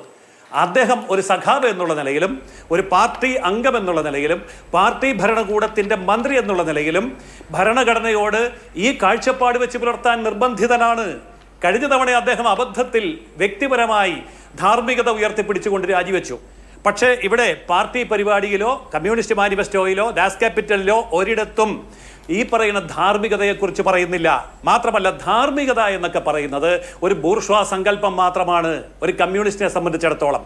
ഞാനിത് പറയാൻ കാരണം, ഇത്തവണ അദ്ദേഹം രാജിവെച്ചെങ്കിലോ എന്ന് ഭയപ്പെട്ട് കമ്മ്യൂണിസ്റ്റ് മാർക്സിസ്റ്റ് പാർട്ടിയുടെ സ്റ്റേറ്റ് സെക്രട്ടറി നേരത്തെ തന്നെ പറഞ്ഞു കഴിഞ്ഞു, ഇദ്ദേഹം രാജിവെക്കേണ്ട കാര്യമില്ല, മന്ത്രിസഭയുടെയും പാർട്ടിയുടെയും തീരുമാനമനുസരിച്ചാണ് പ്രവർത്തിക്കേണ്ടത് എന്ന് പറഞ്ഞാൽ അതിൻ്റെ വളരെ വ്യക്തമാണ്.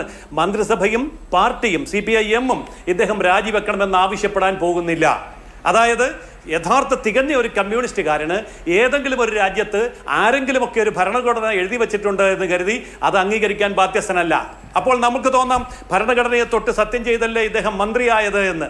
മന്ത്രിയാകാൻ ആ ഒരു കടമ്പ കടക്കണമെന്നുള്ളത് കൊണ്ട് ആ ബൂർഷ്വാ സങ്കല്പത്തെ അംഗീകരിക്കുന്നതായി അഭിനയിക്കുക മാത്രമാണ് അദ്ദേഹം ചെയ്തത്. അതല്ലാതെ ഒരു യഥാർത്ഥ കമ്മ്യൂണിസ്റ്റുകാരന് ഒരിക്കലും ഒരു രാജ്യത്തിൻ്റെ ഭരണഘടനയെ അംഗീകരിക്കാൻ കഴിയില്ല. ഭരണഘടന മാത്രമല്ല, ദേശീയ ഗാനത്തെയും അംഗീകരിക്കാൻ കഴിയില്ല. നമുക്കറിയാമല്ലോ, കമ്മ്യൂണിസ്റ്റ് പാർട്ടിയുടെ മാർക്സിസ്റ്റ് പാർട്ടിയുടെ സമ്മേളനങ്ങൾ ഇപ്പോൾ നടന്നുകൊണ്ടിരിക്കുകയല്ലേ. എവിടെയെങ്കിലും ദേശീയ ഗാനം പാടുന്നുണ്ടോ? അവിടെ അവർ പാടുന്നത് എന്താണ്? ഇന്റർനാഷണൽ കമ്മ്യൂണിസ്റ്റ് ഗാനമാണ് പാടുന്നത്.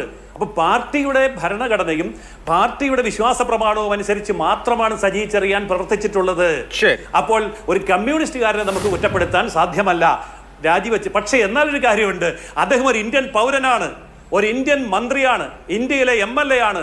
അതുകൊണ്ട് അദ്ദേഹം ഇന്ത്യൻ ഭരണഘടനയോട് അക്ഷന്തവ്യമായ അപരാധമാണ് ചെയ്തിരിക്കുന്നത്, ക്രിമിനൽ കുറ്റമാണ് ചെയ്തിരിക്കുന്നത്, ജയിലിൽ കിടക്കേണ്ട തെറ്റാണ് ചെയ്തിരിക്കുന്നത്. അതുകൊണ്ട് തീർച്ചയായിട്ടും അദ്ദേഹം രാജിവെക്കണം. മന്ത്രിസ്ഥാനമല്ല, MLA സ്ഥാനവും രാജിവെക്കണം, വിചാരണ നേരിടണം. അതാണ് ധാർമ്മികത. ആ ധാർമ്മികത കമ്മ്യൂണിസ്റ്റ് പാർട്ടിക്കില്ല എങ്കിലും ഇന്ത്യയിലെ ഒരു പൗരൻ എന്നുള്ള നിലയിൽ അദ്ദേഹം പാലിച്ചേ പറ്റൂ. അത് അദ്ദേഹം പാലിക്കുന്നില്ല എങ്കിൽ രാജിവെക്കുന്നത് വരെ നിരന്തരമായ സമരത്തിലേക്കാണ് ഭാരതീയ ജനതാ പാർട്ടി പോകുന്നത്. രാജിവെക്കണം, അല്ലെങ്കിൽ വെപ്പിക്കുന്നത് വരെ സമരം ചെയ്യും. ഇതാണ് BJPയുടെ നിലപാട്. ശരി, രാജിവെക്കും വരെ സമരം എന്നുള്ളതാണ് നിലപാട്. പക്ഷേ അബിൻ വർക്കി, ഇതില് ഇപ്പോൾ ഭരണഘടനാ അവഹേളനം സജി ചെറിയാൻ നടത്തി എന്നുള്ള കാര്യത്തിൽ ഒരു തർക്കവുമില്ല. അതൊരു സമ്മേളനത്തിൽ വാവിട്ടുപോയി എന്നുള്ളതിനപ്പുറത്ത് സജി ചെറിയാന്റെ പ്രത്യയശാസ്ത്രപരമായ നിലപാടാണ് ഇന്ന് കോൺഗ്രസും കാണുന്നുണ്ട്. ഇപ്പോൾ കമ്മ്യൂണിസ്റ്റ് പാർട്ടികൾക്ക് അല്ലെങ്കിൽ കമ്മ്യൂണിസ്റ്റ് പാർട്ടിക്ക് സംഘപരിവാറിന് RSSനും ഒക്കെ ഭരണഘടനയെക്കുറിച്ച് എതിരഭിപ്രായം ഉണ്ടായിരുന്നു പഴയ കാലത്ത്. നമ്മൾ K. സുധാകരൻ്റെ കാലത്ത്, വാക്കിൽ പറഞ്ഞാൽ ജാംബവാന്റെ കാലത്ത്. അതൊക്കെ പിന്നിട്ട് കുറേ കാലം ഇപ്പോൾ മുമ്പോട്ട് പോകുന്നു. കമ്മ്യൂണിസ്റ്റ് പാർട്ടികൾ മുന്നോട്ട് വന്നു, അതൊരു സോഷ്യൽ ഡെമോക്രാറ്റിക് പാർട്ടികളായി മാറി. BJP രാജ്യം ഭരിക്കുന്നു, ഒരുപാട് മാറ്റം വന്നു. ഇതിപ്പോൾ വാവിട്ട് പോയൊരു പ്രസംഗം എന്നുള്ളതിനപ്പുറത്ത് അദ്ദേഹത്തിന്റെ ഉറച്ച പ്രത്യയശാസ്ത്ര ബോധ്യങ്ങളിൽ നിന്ന് സംസാരിച്ചതാണ് എന്ന് കാണേണ്ടതുണ്ടോ? അല്ല, എന്ത് ഉറച്ച പ്രത്യയശാസ്ത്രമാണ്. അതായത് ഈ ഭരണഘടനാ കോൺസ്റ്റിറ്റ്യൂവൻ്റ് അസംബ്ലിയിൽ CPIയുടെ ജനറൽ സെക്രട്ടറി ആയിരുന്ന സോമനാഥ് ലഹരി പങ്കെടുത്തിട്ടുണ്ട്. അദ്ദേഹം അതിനകത്തൊരു അംഗമായിരുന്നു. സോമനാഥ് ലഹരി പിന്നീട് വെസ്റ്റ് ബംഗാളിലെ MLAയും മന്ത്രിയുമൊക്കെയായ CPIയുടെ നേതാവായിരുന്നു, ജനറൽ സെക്രട്ടറി ആയിരുന്നു. അദ്ദേഹമാണ് ഈ പ്രൈവസി ലോയുകൾക്ക് കുറച്ചുകൂടി ശക്തി വേണമെന്ന് ആവശ്യപ്പെട്ടുകൊണ്ട് ആ കോൺസ്റ്റിറ്റ്യൂവൻ്റ് അസംബ്ലിയിൽ പ്രസംഗിച്ച ആളാണ്. അപ്പോൾ ഇങ്ങനെ കമ്മ്യൂണിസ്റ്റുകാർ ഉൾപ്പെടെ ഉണ്ടാക്കിയ ഒരു ഭരണഘടനയാണ്.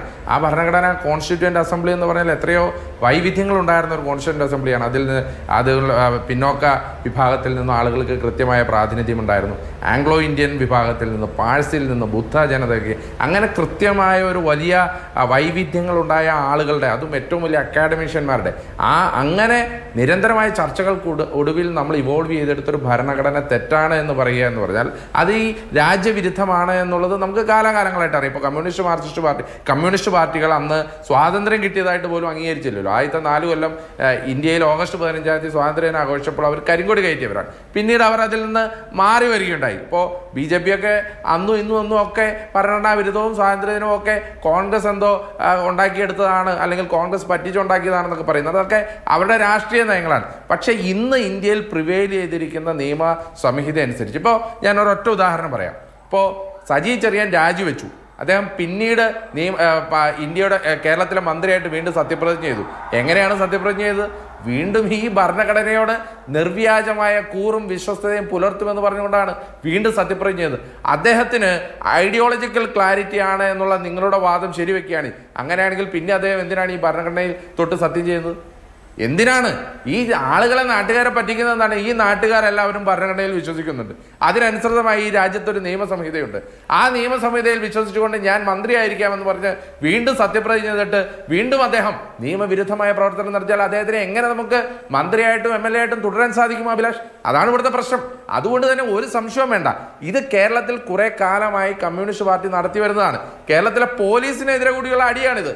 കാരണം കേരളത്തിലെ പോലീസ് എന്ത് വൃത്തികേട് കാണിച്ചാണെങ്കിലും സ്വന്തം ആളുകളെ സംരക്ഷിക്കും എന്നുള്ള നയമാണ് എടുത്തിരിക്കുന്നത്. അതാണ് ഈ വിഷയത്തിൽ തിരുവല്ലയിലെ പോലീസിന്റെ പൂർണ്ണമായ അന്വേഷണ റിപ്പോർട്ടിനെ റദ്ദ് ചെയ്യുകയാണ് ഹൈക്കോടതി. തിരുവല്ലയിലെ മജിസ്ട്രേറ്റ് കോടതിയെ പോലെ ഇൻഡയറക്റ്റായി വിമർശിക്കുകയാണ് ഹൈക്കോടതി. എന്ന് പറഞ്ഞാൽ വളരെ കൃത്യമായി ഈ മന്ത്രിക്ക് വേണ്ടി സ്വജനപക്ഷപാതം നടത്തിയത് പോലീസാണ്. ഈ പോലീസിന്റെ ഓരോ ചെയ്തികൾ, ഇപ്പൊ ഞാൻ ആദ്യം പറഞ്ഞ യൂത്ത് കോൺഗ്രസ്സുകാർ അടിച്ച കേസുകൾ ഉൾപ്പെടെ നമ്മുടെ മുമ്പിലുണ്ട് എന്ന് പറയുമ്പോൾ സജി ചെറിയാൻ യോഗ്യനല്ല, മന്ത്രിയാവാൻ മാത്രമല്ല MLA ആയിരിക്കാൻ യോഗ്യനല്ല. അദ്ദേഹം ഒന്നെങ്കിൽ അത് തിരുത്തണം. അഭിലാഷ്, ഞാൻ ഒരൊറ്റ കാര്യം പറയട്ടെ. ഈ സജി ചെറിയാൻ ഇന്നേ വരെ കേരള പൊതുസമൂഹത്തിൽ ഇറങ്ങി വന്നുകൊണ്ട് കൺവിൻസിംഗ് ആയി താൻ അതല്ല ഉദ്ദേശിച്ചത് എന്ന് പറഞ്ഞിട്ടുണ്ടോ? എന്ന് പറഞ്ഞാൽ സജി ചെറിയാൻ ഇന്നും അതേ അഭിപ്രായമാണുള്ളത്. ഇതേ അഭിപ്രായമുള്ള ഒരാളെ എങ്ങനെ നമ്മൾ മന്ത്രിയും MLA ആയി ഇന്ത്യയുടെ ജനാധിപത്യത്തിന്റെ ശ്രീകോവിൽ എന്നൊക്കെ അറിയുന്ന നിയമസഭയിൽ കൊണ്ട് പ്രസംഗിപ്പിക്കും അഭിലാഷേ? അത് പ്രസംഗിപ്പിക്കാൻ നിയോഗിക്കുന്ന കമ്മ്യൂണിസ്റ്റ് പാർട്ടി ഈ രാജ്യത്തെ നിയമം അംഗീകരിക്കുന്നുണ്ടെങ്കിൽ എങ്ങനെ ഇയാൾ പ്രസംഗിപ്പിക്കാൻ വേദി കൊടുക്കും? എന്ന് പറയുമ്പോൾ ഇദ്ദേഹം രാജിവെച്ചൊഴിയണം. അത് മന്ത്രിസ്ഥാനം മാത്രമല്ല, MLA സ്ഥാനം രാജിവെച്ചൊഴിയണം. അല്ലെങ്കിൽ അദ്ദേഹത്തിന് അയോഗ്യനാക്കപ്പെടും, ഉറപ്പാണ്. ഈ കേസ് മുന്നോട്ട് പോകുന്തോറും അദ്ദേഹം അയോഗ്യനായി മാറും. അതിനകത്ത് ഒരു സംശയവും വേണ്ട. അപ്പൊ എത്ര കാലം സംരക്ഷിക്കാമോ അത്രയും കാലം സംരക്ഷിക്കുക എന്നുള്ള നയമാണ് കേരളത്തിലെ കമ്മ്യൂണിസ്റ്റ് പാർട്ടി എടുത്തത്. കേരളത്തിലെ കമ്മ്യൂണിസ്റ്റ് പാർട്ടിക്ക് പിന്നെ പണ്ട് തൊട്ടേ കോൺഗ്രസിനെതിരെ എന്തെങ്കിലും ഹൈക്കോടതി വിധി വരുമ്പോഴാണ് അവർക്ക് ധാർമ്മിക മൂല്യങ്ങൾ വരികയുള്ളൂ. അത് അവർക്കെതിരെ ഏതെങ്കിലും ഹൈക്കോടതി വിധി വന്നാൽ ഒരു ധാർമ്മികതയില്ല, ഒരു മൂല്യവുമില്ല എന്നതിന്റെ ഏറ്റവും ഒടുവിലത്തെ ഉദാഹരണം മാത്രമാണ് സജി ചെറിയാന്റെ പ്രസ്താവന. അതുകൊണ്ട് ഞങ്ങളുടെ സ്റ്റാൻഡ് വളരെ ക്ലിയർ ആണ്. സജി ചെറിയാൻ മന്ത്രിസ്ഥാനം മാത്രമല്ല MLA സ്ഥാനവും രാജിവെക്കണം. ഞങ്ങളുടെ സമരം കൊണ്ട് കൂടിയാണ് അദ്ദേഹം കഴിഞ്ഞ പ്രാവശ്യം രാജിവെക്കേണ്ടി വന്നത്. ഇനിയും ആ സമരങ്ങൾ വളരെ കൃത്യമായി തുടരും. പിന്നെ ഒറ്റ കാര്യം കൂടെ ഞാൻ കൂട്ടിച്ചേർക്കുകയാണ് അഭിലാഷേ. ഈ പ്രസംഗത്തിന്റെ വീഡിയോ പുറത്തു വന്നത് കോൺഗ്രസ്സുകാരും എടുത്തിട്ടൊന്നുമല്ല. ഈ പ്രസംഗത്തിന്റെ വീഡിയോ പുറത്തു വന്നത് CPIM-ലെ ഭരണഘടനയെ സ്നേഹിക്കുന്ന സീതാറാം യെച്ചൂരിയുടെ പിന്മുറക്കാരായ നല്ല കമ്മ്യൂണിസ്റ്റുകാരാണ് ഈ വീഡിയോ പുറത്തുവിട്ടത് എന്നുള്ളത് നമ്മൾ അന്നേ ചർച്ച ചെയ്തതാണ്. ആ കമ്മ്യൂണിസ്റ്റ്, നല്ല കമ്മ്യൂണിസ്റ്റുകാർക്ക്, ഇന്ത്യയുടെ ഭരണഘടനയെ സ്നേഹിക്കുന്ന സജി ചെറിയാനെ പോലുള്ള പുഴുക്കുത്തുകൾ ഈ രാജ്യത്തിന്റെ നിയമസംഹിതയിൽ ഉണ്ടാകരുത് എന്ന് വിശ്വസിക്കുന്ന ആ നല്ല കമ്മ്യൂണിസ്റ്റുകാർക്ക് ഒരിക്കൽ കൂടി ബിഗ് സല്യൂട്ട് കൊടുക്കാൻ ഈ അവസരം വിനിയോഗിക്കുന്നു. സജി ചെറിയാൻ രാജിവെക്കണം. മന്ത്രിസ്ഥാനം മാത്രമല്ല MLA സ്ഥാനവും. ശരി, ശ്രീ പ്രിയദർശൻ തമ്പി, ഇതിൽ ചില രാഷ്ട്രീയ പ്രശ്നങ്ങൾ കൂടിയുണ്ട് നിയമപ്രശ്നത്തിനപ്പുറത്ത്. ഒന്ന്, ഭരണഘടനയോട് നിർവ്യാജമായ കൂറും വിശ്വസ്തതയും പ്രഖ്യാപിച്ച മന്ത്രി ഇത്രയും വലിയ വിവാദമായതിനു ശേഷവും നിർവ്യാജം ഇക്കാര്യത്തിൽ അദ്ദേഹത്തിന്റെ തെറ്റ് തിരുത്തി ഇന്ത്യൻ ഭരണഘടനയെക്കുറിച്ചുള്ള എൻ്റെ കാഴ്ചപ്പാട് ഇതാണ്, ഞാൻ അന്ന് പറഞ്ഞത് തെറ്റിപ്പോയി, എനിക്ക് പറ്റിയത് തെറ്റാണ് എന്ന് 100% ആത്മാർത്ഥതയോടെ തിരുത്തി പറഞ്ഞിട്ടില്ല എന്ന ഒന്നാമത്തെ വിഷയം. രണ്ട്, ഏത് ഉറക്കത്തിലായാലും ഇന്നത്തെ ഇന്ത്യൻ സാഹചര്യത്തിൽ ഒരു കമ്മ്യൂണിസ്റ്റ് പാർട്ടിയുടെ, ഒരു പ്രതിപക്ഷ പാർട്ടിയുടെ നേതാവ് ഇന്ത്യൻ ഭരണഘടന എങ്ങനെ സംരക്ഷിക്കണം എന്നതിനെ കുറിച്ചാണ് പ്രസംഗിക്കേണ്ടത് എന്നിരിക്കെ ഇത് കൊള്ളക്കാർക്കുള്ള ആയുധമാണ് എന്ന് പ്രസംഗിക്കുക വഴി രാഷ്ട്രീയമായ ഒരു കുറ്റകൃത്യം അദ്ദേഹം ചെയ്തിട്ടുണ്ട്. അദ്ദേഹത്തിന്റെ പാർട്ടി രാജ്യവ്യാപകമായി എടുക്കുന്ന നിലപാട്, ആ പാർട്ടിയുടെ സഖ്യകക്ഷികൾ എടുക്കുന്ന നിലപാട്, ഇതൊന്നും അറിയാത്ത ആളല്ലല്ലോ. അപ്പോൾ രാഷ്ട്രീയമായി സംഭവിച്ച ഒരു വലിയ പിഴവ് എന്നുള്ളത് കൂടിയുണ്ട്. എന്തുകൊണ്ടാണ് ആ പിഴവിനെ ആ നിലയ്ക്ക് അഡ്രസ് ചെയ്യാത്തതെന്നാണ് താങ്കൾക്ക് തോന്നുന്നത്? അല്ല, ഈ ഈ സജി ചെറിയാൻ പ്രതിനിധാനം ചെയ്യുന്ന പാർട്ടി, അതായത് കമ്മ്യൂണിസ്റ്റ് പാർട്ടി ഓഫ് ഇന്ത്യ മാർക്സിസ്റ്റിൻ എടുക്കുന്ന വ്യവസ്ഥാപിതമായ നിലപാട് യാതൊരു സംശയവുമില്ല. കാരണം അത് ഭരണഘടനയോടെ കൂറു പുലർത്തണമെന്നും ഭരണഘടനാ മൂല്യങ്ങൾ ഉയർത്തിപ്പിടിക്കണം എന്ന് തന്നെയാണ്. ഇവിടെ ശരിയായ രീതിയിൽ അഭിനവർക്ക് സൂചിപ്പിച്ചതുപോലെ ഈ കോൺസ്റ്റിറ്റ്യൂവന്റ് അസംബ്ലിയിൽ കമ്മ്യൂണിസ്റ്റുകാർ ഉൾപ്പെടെയുള്ള ആളുകൾ, മതേതരവാദികൾ ഉൾപ്പെടെയുള്ള ആളുകൾ, ദേശാഭിമാനികളായ ആളുകൾ, ഒട്ടനവധി ആളുകൾ, സമൂഹത്തിൻ്റെ ഒരു പരിച്ഛേദമെന്ന് തന്നെ വിശേഷിപ്പിക്കാവുന്ന ആളുകൾ ഉണ്ടായിരുന്നു. അന്ന് ഈ ഭരണഘടന ഉണ്ടാക്കിയപ്പോൾ പോലും ഈ ഇന്ത്യൻ ഭരണഘടന എന്തിൻ്റെ പേരിലായിരിക്കണം എന്നതിനെക്കുറിച്ചും ചർച്ച നടന്നു. അപ്പോൾ ആ ഇന്ത്യൻ ഭരണഘടന in the name of God, ദൈവനാമത്തിലാകണം ഇന്ത്യയുടെ ഭരണഘടന എന്ന്, ദൈവത്തിൻ്റെ പേരിലാകണം എന്ന് ഉണ്ടായത്. ആ വോട്ടിനിട്ടാണ് ഇന്ത്യൻ ഭരണഘടന ദൈവത്തിന്, not in the name of God, in the name of people, for the people. അപ്പോൾ ഭരണഘടനയ്ക്ക്, അതുകൊണ്ടാണ് നമ്മൾ പറയുന്നത് ഇന്ത്യൻ ഭരണഘടനയ്ക്ക് ജാതിയില്ല, മതമില്ല, അത് മതേതരത്വം ഉയർത്തിപ്പിടി. അതുകൊണ്ട് തന്നെ കമ്മ്യൂണിസ്റ്റ് പാർട്ടികളെ പോലെയുള്ള പാർട്ടികളിൽ CPIM പോലുള്ള പാർട്ടികൾ, ആ പാർട്ടിയുടെ പ്രഖ്യാപിത നയം എന്ന് പറയുന്നത് തന്നെ മതേതര മൂല്യങ്ങളെ ഉയർത്തിപ്പിടിക്കുക എന്നുള്ളത് കൊണ്ട് തന്നെ. അപ്പോൾ തീർച്ചയായിട്ടും യാതൊരു സംശയവും വേണ്ട, ആ പാർട്ടിയുടെ ഉത്തരവാദിത്തപ്പെട്ട നേതാക്കന്മാർ അല്ലെങ്കിൽ മന്ത്രിമാർ ആ ഭരണഘടനാ മൂല്യങ്ങളെയും ഭരണഘടന ഉൾക്കൊള്ളുന്ന ഭരണഘടനാ സത്തയും എല്ലാം ഉയർത്തിപ്പിടിക്കണം എന്നുള്ള കാര്യത്തിൽ യാതൊരു സംശയവുമില്ല എന്നുള്ളതാണ് അങ്ങയുടെ ഒരു ചോദ്യത്തിനുള്ള എൻ്റെ അത് സംബന്ധിച്ചുള്ള മറുപടി. പക്ഷേ ഇതിനകത്തുള്ളൊരു പ്രധാനപ്പെട്ട ഒരു കാര്യം, ഈ മന്ത്രി അതിനുശേഷം പിന്നീട് നിർവ്യാജമായ ഖേദം പ്രകടിപ്പിച്ചില്ല എന്നോ ആ സംഭവത്തിലെ കുറിച്ചുള്ള ഒരു എക്സ്പ്ലനേഷൻ തന്നില്ല എന്നുള്ള അഭിപ്രായത്തോടെ എനിക്ക് യോജിപ്പില്ല. കാരണം അദ്ദേഹം തന്നെ പല അവസരങ്ങളിലും പത്രസമ്മേളനം നടത്തുകയും ആ സംഭവത്തിന് ശേഷവും പിന്നീട് പല കോണ്ടക്സ്റ്റിലും അദ്ദേഹം തന്നെ അത് വളരെ അസന്നിഗ്ധമായി പറഞ്ഞിട്ടുണ്ട്. ഇന്ത്യൻ ഭരണഘടനയെ എക്കാലത്തും ഉയർത്തിപ്പിടിക്കുന്ന ആളാണ് ഞാനെന്നും, ഭരണഘടനയെ സ്നേഹിക്കുന്ന ആളാണെന്നും, ഭരണഘടനാ മൂല്യങ്ങളെ സ്നേഹിക്കുന്ന ആളാണെന്നും. പക്ഷേ ആ ഒരു പർട്ടിക്കുലർ കോണ്ടക്സ്റ്റിൽ ആ ഒരു കാര്യങ്ങൾ പറഞ്ഞപ്പോഴാണ് അത് പറഞ്ഞതെന്നും അങ്ങനെ ഒരു ഇന്റൻഷൻ എനിക്ക് ഇല്ലായിരുന്നു എന്നൊക്കെ പല പ്രാവശ്യം അദ്ദേഹം പറഞ്ഞതായിട്ടാണ് ഞാൻ മനസ്സിലാക്കിയിട്ടുള്ളത്. അപ്പോൾ അത് സംബന്ധിച്ച് ഒരു അസർട്ടീവായിട്ടുള്ളൊരു സ്റ്റേറ്റ്മെൻറ്റ് അദ്ദേഹത്തിൻ്റെ ഭാഗത്തുനിന്ന് ഉണ്ടായിട്ടില്ല എന്നുള്ള ഒരു ആക്ഷേപം, അല്ലെങ്കിൽ അങ്ങനെ ഒരു അലിഗേഷൻ, അത് പൂർണ്ണമായും ശരിയാണ് എന്ന് എനിക്ക് തോന്നുന്നില്ല. പക്ഷേ ഇതിനകത്ത് ഏറ്റവും പ്രധാനപ്പെട്ട ഒരു കാര്യം, നമുക്കറിയാം ഒരു ഒഫൻസിൽ ഒരു ക്രിമിനൽ ഒഫൻസ് ആണല്ലോ ഇത്, അല്ലാതെ സിവിൽ ഒഫൻസ് അല്ല, ഒരു സിവിൽ കോസ് ഓഫ് ആക്ഷൻ അല്ല. ഒരു ക്രിമിനൽ ഒഫൻസിലെ ഏറ്റവും പ്രധാനപ്പെട്ട ഒരു കാര്യം ആ ഒഫൻസ് കമ്മിറ്റ് ചെയ്യാനുള്ള ഒരു ഇന്റൻഷൻ, ഒരു മെൻസറിയ, ഗിൽട്ടി മൈൻഡ് അല്ലെങ്കിൽ ഇന്റൻഷൻ ഉണ്ടായിരുന്നു എന്നുള്ള പ്രധാനപ്പെട്ട കാര്യമാണ്. അപ്പോൾ ഒരു സിംഗിൾ ഇൻസ്റ്റൻസ്, ഒരു സിംഗിൾ പറയാൻ പാടില്ല, അത് ഞാൻ അടിവരയിടുന്നു. പക്ഷേ എന്നാൽ പോലും ആ ഒരു കോണ്ടക്സ്റ്റിലേക്ക് ഒരു ക്രിമിനൽ ഒഫൻസ് കോൺസ്റ്റിറ്റ്യൂട്ട് ചെയ്യുമോ എന്നുള്ള കാര്യങ്ങളെല്ലാം ആ കോടതികളും അത് സംബന്ധിച്ചുള്ള, അത് തന്നെയാണ് ഞാൻ നേരത്തെ സൂചിപ്പിച്ചത്, ഹൈക്കോടതിയിൽ നിന്ന് സൂചിപ്പിച്ചത്, ആ കാര്യങ്ങളെല്ലാം തന്നെ ചർച്ച ചെയ്യപ്പെടേണ്ടതാണ്, അല്ലെങ്കിൽ അത് കോടതി മുമ്പാകെ പരിശോധിക്കപ്പെടേണ്ട കാര്യങ്ങളാണ്. അത് പരിശോധിക്കപ്പെടണം എന്നുള്ള അഭിപ്രായമാണ് എനിക്കുള്ളത്. കാരണം പലപ്പോഴും ഒരു സിംഗിൾ ഇൻസ്റ്റൻസിൽ ഒരാൾക്ക് ഒരു കോണ്ടക്സ്റ്റിൽ ഒരു സ്റ്റേറ്റ്മെൻറ്റ് നടത്തിയത്, ഉദാഹരണത്തിന് അതേസമയം ഒരു രാജ്യത്തിൻ്റെ കൊടി അത് വലിച്ചു കീറുന്നു, അതൊരു ആക്റ്റാണ്. പക്ഷേ ഇതൊരു വാചകം നമ്മുടെ ഒരാളുടെ വായിൽ നിന്ന് ഒരു സെൻറ്റൻസ് വരുന്നു, അതും ഒരു പ്രസംഗത്തിൻ്റെ ഇടയിൽ, ഒരു പത്രസമ്മേളന പ്രസംഗത്തിൻ്റെ ഇടയിൽ ഒരു കോണ്ടക്സ്റ്റിൽ പറഞ്ഞപ്പോൾ ആ കോണ്ടക്സ്റ്റിലെ ഒരു ഉദാഹരണം എന്ന രീതിയിൽ പറഞ്ഞിരിക്കുന്നത് ഇൻറ്റൻഷൻ ഉണ്ടായിരുന്നു അല്ലെങ്കിൽ മോട്ടീവ് ഉണ്ടായിരുന്നു, അത് മനഃപൂർവ്വം ഭരണഘടന അപമാനിക്കുക, ഇങ്ങനെയുള്ള മൾട്ടിപ്പിൾ ക്വസ്റ്റ്യൻസ് ഒക്കെ അതിനകത്ത് ഇൻവോൾവ് ചെയ്തിട്ടുണ്ട്. ആ മൾട്ടിപ്പിൾ ക്വസ്റ്റ്യൻസ് തീർച്ചയായിട്ടും അജിറ്റേറ്റ് ചെയ്യാനുള്ള അവകാശവും അദ്ദേഹത്തിന് ഉണ്ട് എന്നുള്ള കാര്യത്തിൽ സംശയമില്ല. അപ്പോൾ അതുകൊണ്ട് തന്നെയാണ് ഇന്ന് അദ്ദേഹത്തിൻ്റെ പത്രസമ്മേളനത്തിൽ, മന്ത്രിയുടെ പത്രസമ്മേളനത്തിൻ്റെ ബൈറ്റ് ഞാൻ കാണാനിടയുണ്ട്. അദ്ദേഹം പറഞ്ഞിട്ടുണ്ട് അത് നിയമവിദഗ്ധരുമായി ആലോചിച്ചുകൊണ്ട് ഈ വിധി ഉൾപ്പെടെ ചലഞ്ച് ചെയ്തതിനെക്കുറിച്ച് അദ്ദേഹം ആലോചിക്കുന്നുണ്ട് എന്നുള്ളതാണ് ഞാൻ മനസ്സിലാക്കുന്നത്. അപ്പോൾ അത് സംബന്ധിച്ചുള്ള കൂടുതൽ നിയമ പോരാട്ടങ്ങൾ ഇനിയും ഉണ്ടാകും എന്ന് തന്നെയാണ് കണക്കാക്കേണ്ടത്.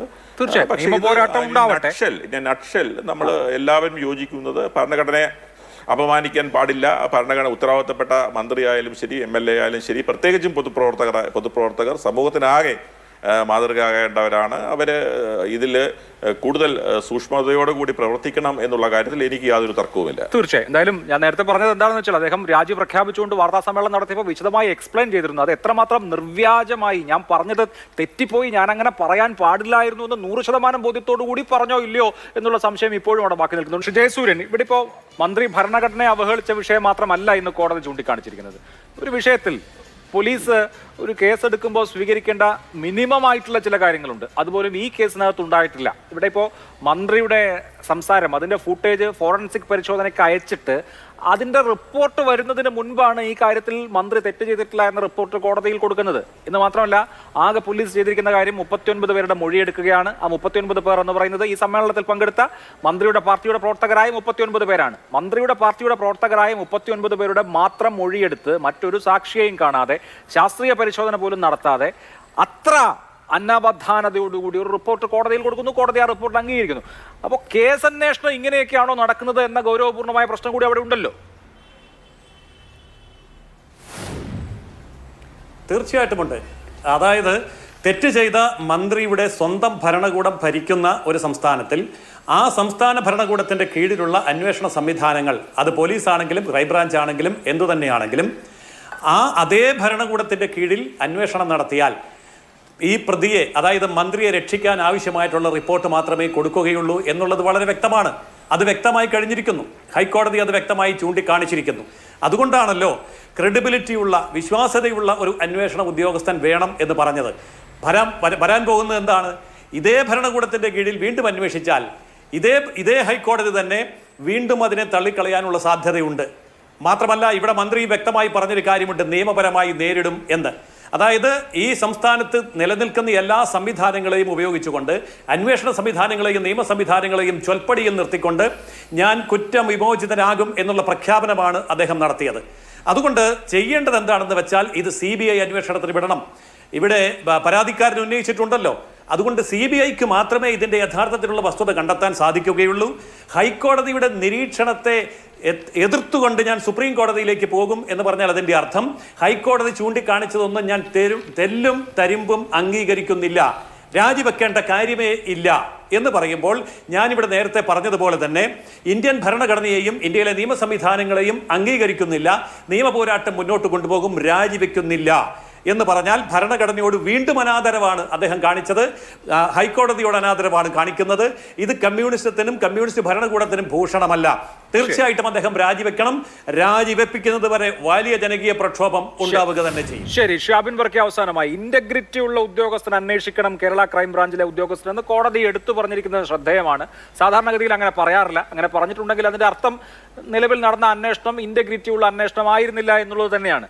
അപ്പോൾ അത് കോടതി അങ്ങനെ സ്പെസിഫിക് ആയി പറഞ്ഞ സാഹചര്യത്തിൽ കേരള ക്രൈംബ്രാഞ്ച് ഇക്കാര്യത്തിൽ ഇന്റഗ്രിറ്റിയുള്ള ഉദ്യോഗസ്ഥനെ കൊണ്ട് യാതൊരു പക്ഷപാതവും ഇല്ലാത്ത നിഷ്പക്ഷമായ അന്വേഷണം നടത്തും എന്ന് വിചാരിക്കുന്നുണ്ടോ? അതോ കഴിഞ്ഞ അന്വേഷണത്തിന്റെ അതേ ഗതിയായിരിക്കുമോ ഈ അന്വേഷണത്തിന്? അല്ല, അതിനകത്ത് ഇപ്പോൾ വലിയ അത്ഭുതമൊന്നും വേണ്ടല്ലോ അഭിലാഷേ. അതായത് ഇവരെ രക്ഷിക്കാൻ വേണ്ടി കുറേ രാഷ്ട്രീയ ലാക്കുള്ള ഉദ്യോഗസ്ഥരെ കൊണ്ട് അന്വേഷിപ്പിക്കുമെന്ന് കോടതിക്ക് ഉറച്ച ബോധ്യമുള്ളതുകൊണ്ടാണല്ലോ ഇൻറ്റഗ്രിറ്റി ഉള്ള അന്വേഷണ ഉദ്യോഗസ്ഥൻ തന്നെ ഇത് അന്വേഷിക്കണം എന്ന് പറയാൻ കാരണം. അല്ലാതെ നിങ്ങൾ ഏതെങ്കിലും ഒരു കോടതി വിധിയിൽ ഇൻറ്റഗ്രിറ്റി ഉള്ള ഒരു പോലീസ് ഉദ്യോഗസ്ഥനെ അന്വേഷിക്കണം, ഒരു തുടരന്വേഷണത്തിൻ്റെയൊക്കെ ഓർഡർ നമ്മൾ പലപ്പോഴും കണ്ടിട്ടുണ്ട്, ഇൻറ്റഗ്രിറ്റി ഉള്ള പോലീസ് ഉദ്യോഗസ്ഥൻ തന്നെ അന്വേഷിക്കണം എന്ന് പ്രത്യേകം പറയാൻ കാരണം എന്താ? ഈ സർക്കാരിൽ കോടതിക്ക് പോലും വിശ്വാസമില്ല. ഈ ആഭ്യന്തര വകുപ്പ് നേരാവണ്ണം ഇത് അന്വേഷിക്കുമെന്ന് കോടതിക്ക് വിശ്വാസമില്ലാത്തതുകൊണ്ടാണ് കോടതി വളരെ കൃത്യമായി എടുത്തു പറഞ്ഞിരിക്കുന്നത്. അതുമാത്രമല്ല, ഞങ്ങൾ ഇനി പ്രത്യേകം പറയണ്ടല്ലോ, ഇത് പെട്ടെന്ന് തന്നെ തീർക്കണം എന്നുകൂടി അവസാനം ഒരു വരികയുണ്ട് എന്ന് പറഞ്ഞാൽ വളരെ കൃത്യമാണ്. കേരളത്തിൻ്റെ ആഭ്യന്തര വകുപ്പിനെതിരെ കൂടിയാണ് ഈ കോടതി വിധി എന്നുള്ളത് നമ്മൾ മനസ്സിലാക്കണം. അല്ലെങ്കിൽ എന്തെങ്കിലും മിനിമം മര്യാദയുണ്ടെങ്കിൽ, മിനിമം അന്വേഷണ ബോധ്യമുണ്ടെങ്കിൽ ഇതിനകത്ത് സാമാന്യ പ്രൈമാ ഫേസിയുള്ള കാര്യങ്ങളെങ്കിലും ഇതിനകത്ത് അന്വേഷിക്കേണ്ടായിരുന്നു. ഇതിനകത്ത് വീഡിയോ വന്നു എന്നുള്ളത് വളരെ കൃത്യമാണ്, മൊഴി ആരുടെയൊക്കെ എടുത്തു എന്നുള്ളത് വളരെ കൃത്യമാണ്, ഇതിൻ്റെ ഫോറൻസിക് പരിശോധന ഇല്ല എന്നുള്ളത് വളരെ കൃത്യമാണ്. എന്തെങ്കിലും ഒരു തട്ടിക്കൂട്ട് റിപ്പോർട്ട് കൊണ്ടുപോയി കോടതിയിൽ കൊടുത്താൽ അതൊക്കെ കോടതി അംഗീകരിക്കുമെന്ന് ഓർത്താണ് ഇവർ ഇരിക്കുന്നത്. ഇപ്പോൾ യൂത്ത് കോൺഗ്രസ്സുകാരെ തല്ലിയ കേസ്, ആ തല്ലിയ കേസിൽ എന്താണ് പറയുന്നത്? യൂത്ത് കോൺഗ്രസ്സുകാർ അവരെ ആക്രമിക്കാൻ ശ്രമിച്ചു, അപ്പോൾ അടിച്ചു എന്നാണ് പറയുന്നത്. നിങ്ങളൊന്ന് ആലോചിക്കുക, ഈ ലോകം മുഴുവൻ കാണുന്ന ദൃശ്യങ്ങളെക്കുറിച്ചും വാക്കുകളെക്കുറിച്ചാണ് പറയുന്നത്. പിന്നെ എനിക്ക് CPM-നെ കുറിച്ച് വലിയ അത്ഭുതം തോന്നാത്തത്, നിയമസഭ ഇതേവരെ അടിച്ചു പൊളിച്ചിട്ടില്ല എന്ന് വാദിച്ചുകൊണ്ടിരിക്കുന്നവരാണ് ഈ CPM-കാർ. എന്ന് പറഞ്ഞാൽ ശിവൻകുട്ടിയും അതുപോലെ തന്നെ CPM-ന്റെ MLA-മാരും നിയമസഭയിൽ നടത്തിയ അറ്റാക്ക്, നിയമസഭയിൽ നടത്തിയ കൂത്ത്, അത് ഇതേവരെ അംഗീകരിക്കാത്ത CPM-കാര് ഇനി ഇതൊക്കെ അംഗീകരിക്കും എന്ന് ചിന്തിക്കാൻ മാത്രം മണ്ടന്മാരല്ലല്ലോ നമ്മൾ എന്നതുകൊണ്ട് വളരെ കൃത്യമായി കോടതിയുടെ ഒരു നിരീക്ഷണമാണ് കണ്ടത്.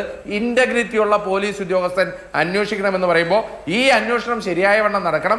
ശരിയായ വണ്ണം നടന്നാൽ ഇയാൾ കുറ്റക്കാരനാണെന്ന് തെളിയിക്കപ്പെടും എന്ന് കോടതിക്കറിയാം. ആ കോടതിക്ക് അറിയാവുന്നതുകൊണ്ടാണ് കോടതി വളരെ കൃത്യമായിട്ട് പറഞ്ഞിരിക്കുന്നത്. ഇതിനകത്ത് മറ്റൊരു ഓപ്ഷനും ഇല്ല. സജി ചെറിയാൻ രാജിവെക്കണം, അന്വേഷണം നേരിടണം. അത് മന്ത്രിസ്ഥാനം മാത്രമല്ല MLA സ്ഥാനം കൂടി രാജിവെക്കണം. കാരണം ഈ MLA ആയി സത്യപ്രതിജ്ഞ ചെയ്യുന്നതും ഇതേ ഭരണഘടനയിൽ തൊട്ടുകൊണ്ട് നിർവ്യാജമായ കൂറും വിശ്വസയും പുലർത്തും എന്ന് പറഞ്ഞുകൊണ്ട് തന്നെയാണ്. ഭരണഘടനയിൽ വിശ്വാസമില്ലാത്ത ഒരു വ്യക്തി ആ ഭരണഘടനയിൽ തൊട്ട് സത്യം ചെയ്ത് MLA ആയി മന്ത്രിയായി നിന്നാൽ അത് ധാർമ്മികതയ്ക്കെതിരാണ്, അത് നിയമവിരുദ്ധം കൂടിയാണ്. അതുകൊണ്ട് ഇദ്ദേഹം ഈ രണ്ട് പൊസിഷനും രാജിവെച്ച് ഇയാൾ വിചാരണ നേരിടണമെന്നാണ്. ശരി, എന്തായാലും രാജി ആവശ്യം വരുന്ന ദിവസങ്ങളിൽ ശക്തമാവുമെന്നുള്ള കാര്യത്തിൽ യാതൊരു തർക്കവുമില്ല. വളരെ നന്ദി. ചർച്ചയിൽ പങ്കെടുത്ത മുഴുവൻ ആളുകൾക്കും. സൂപ്പർ പ്രൈം ടൈം അവസാനിക്കുന്നു. നമസ്കാരം.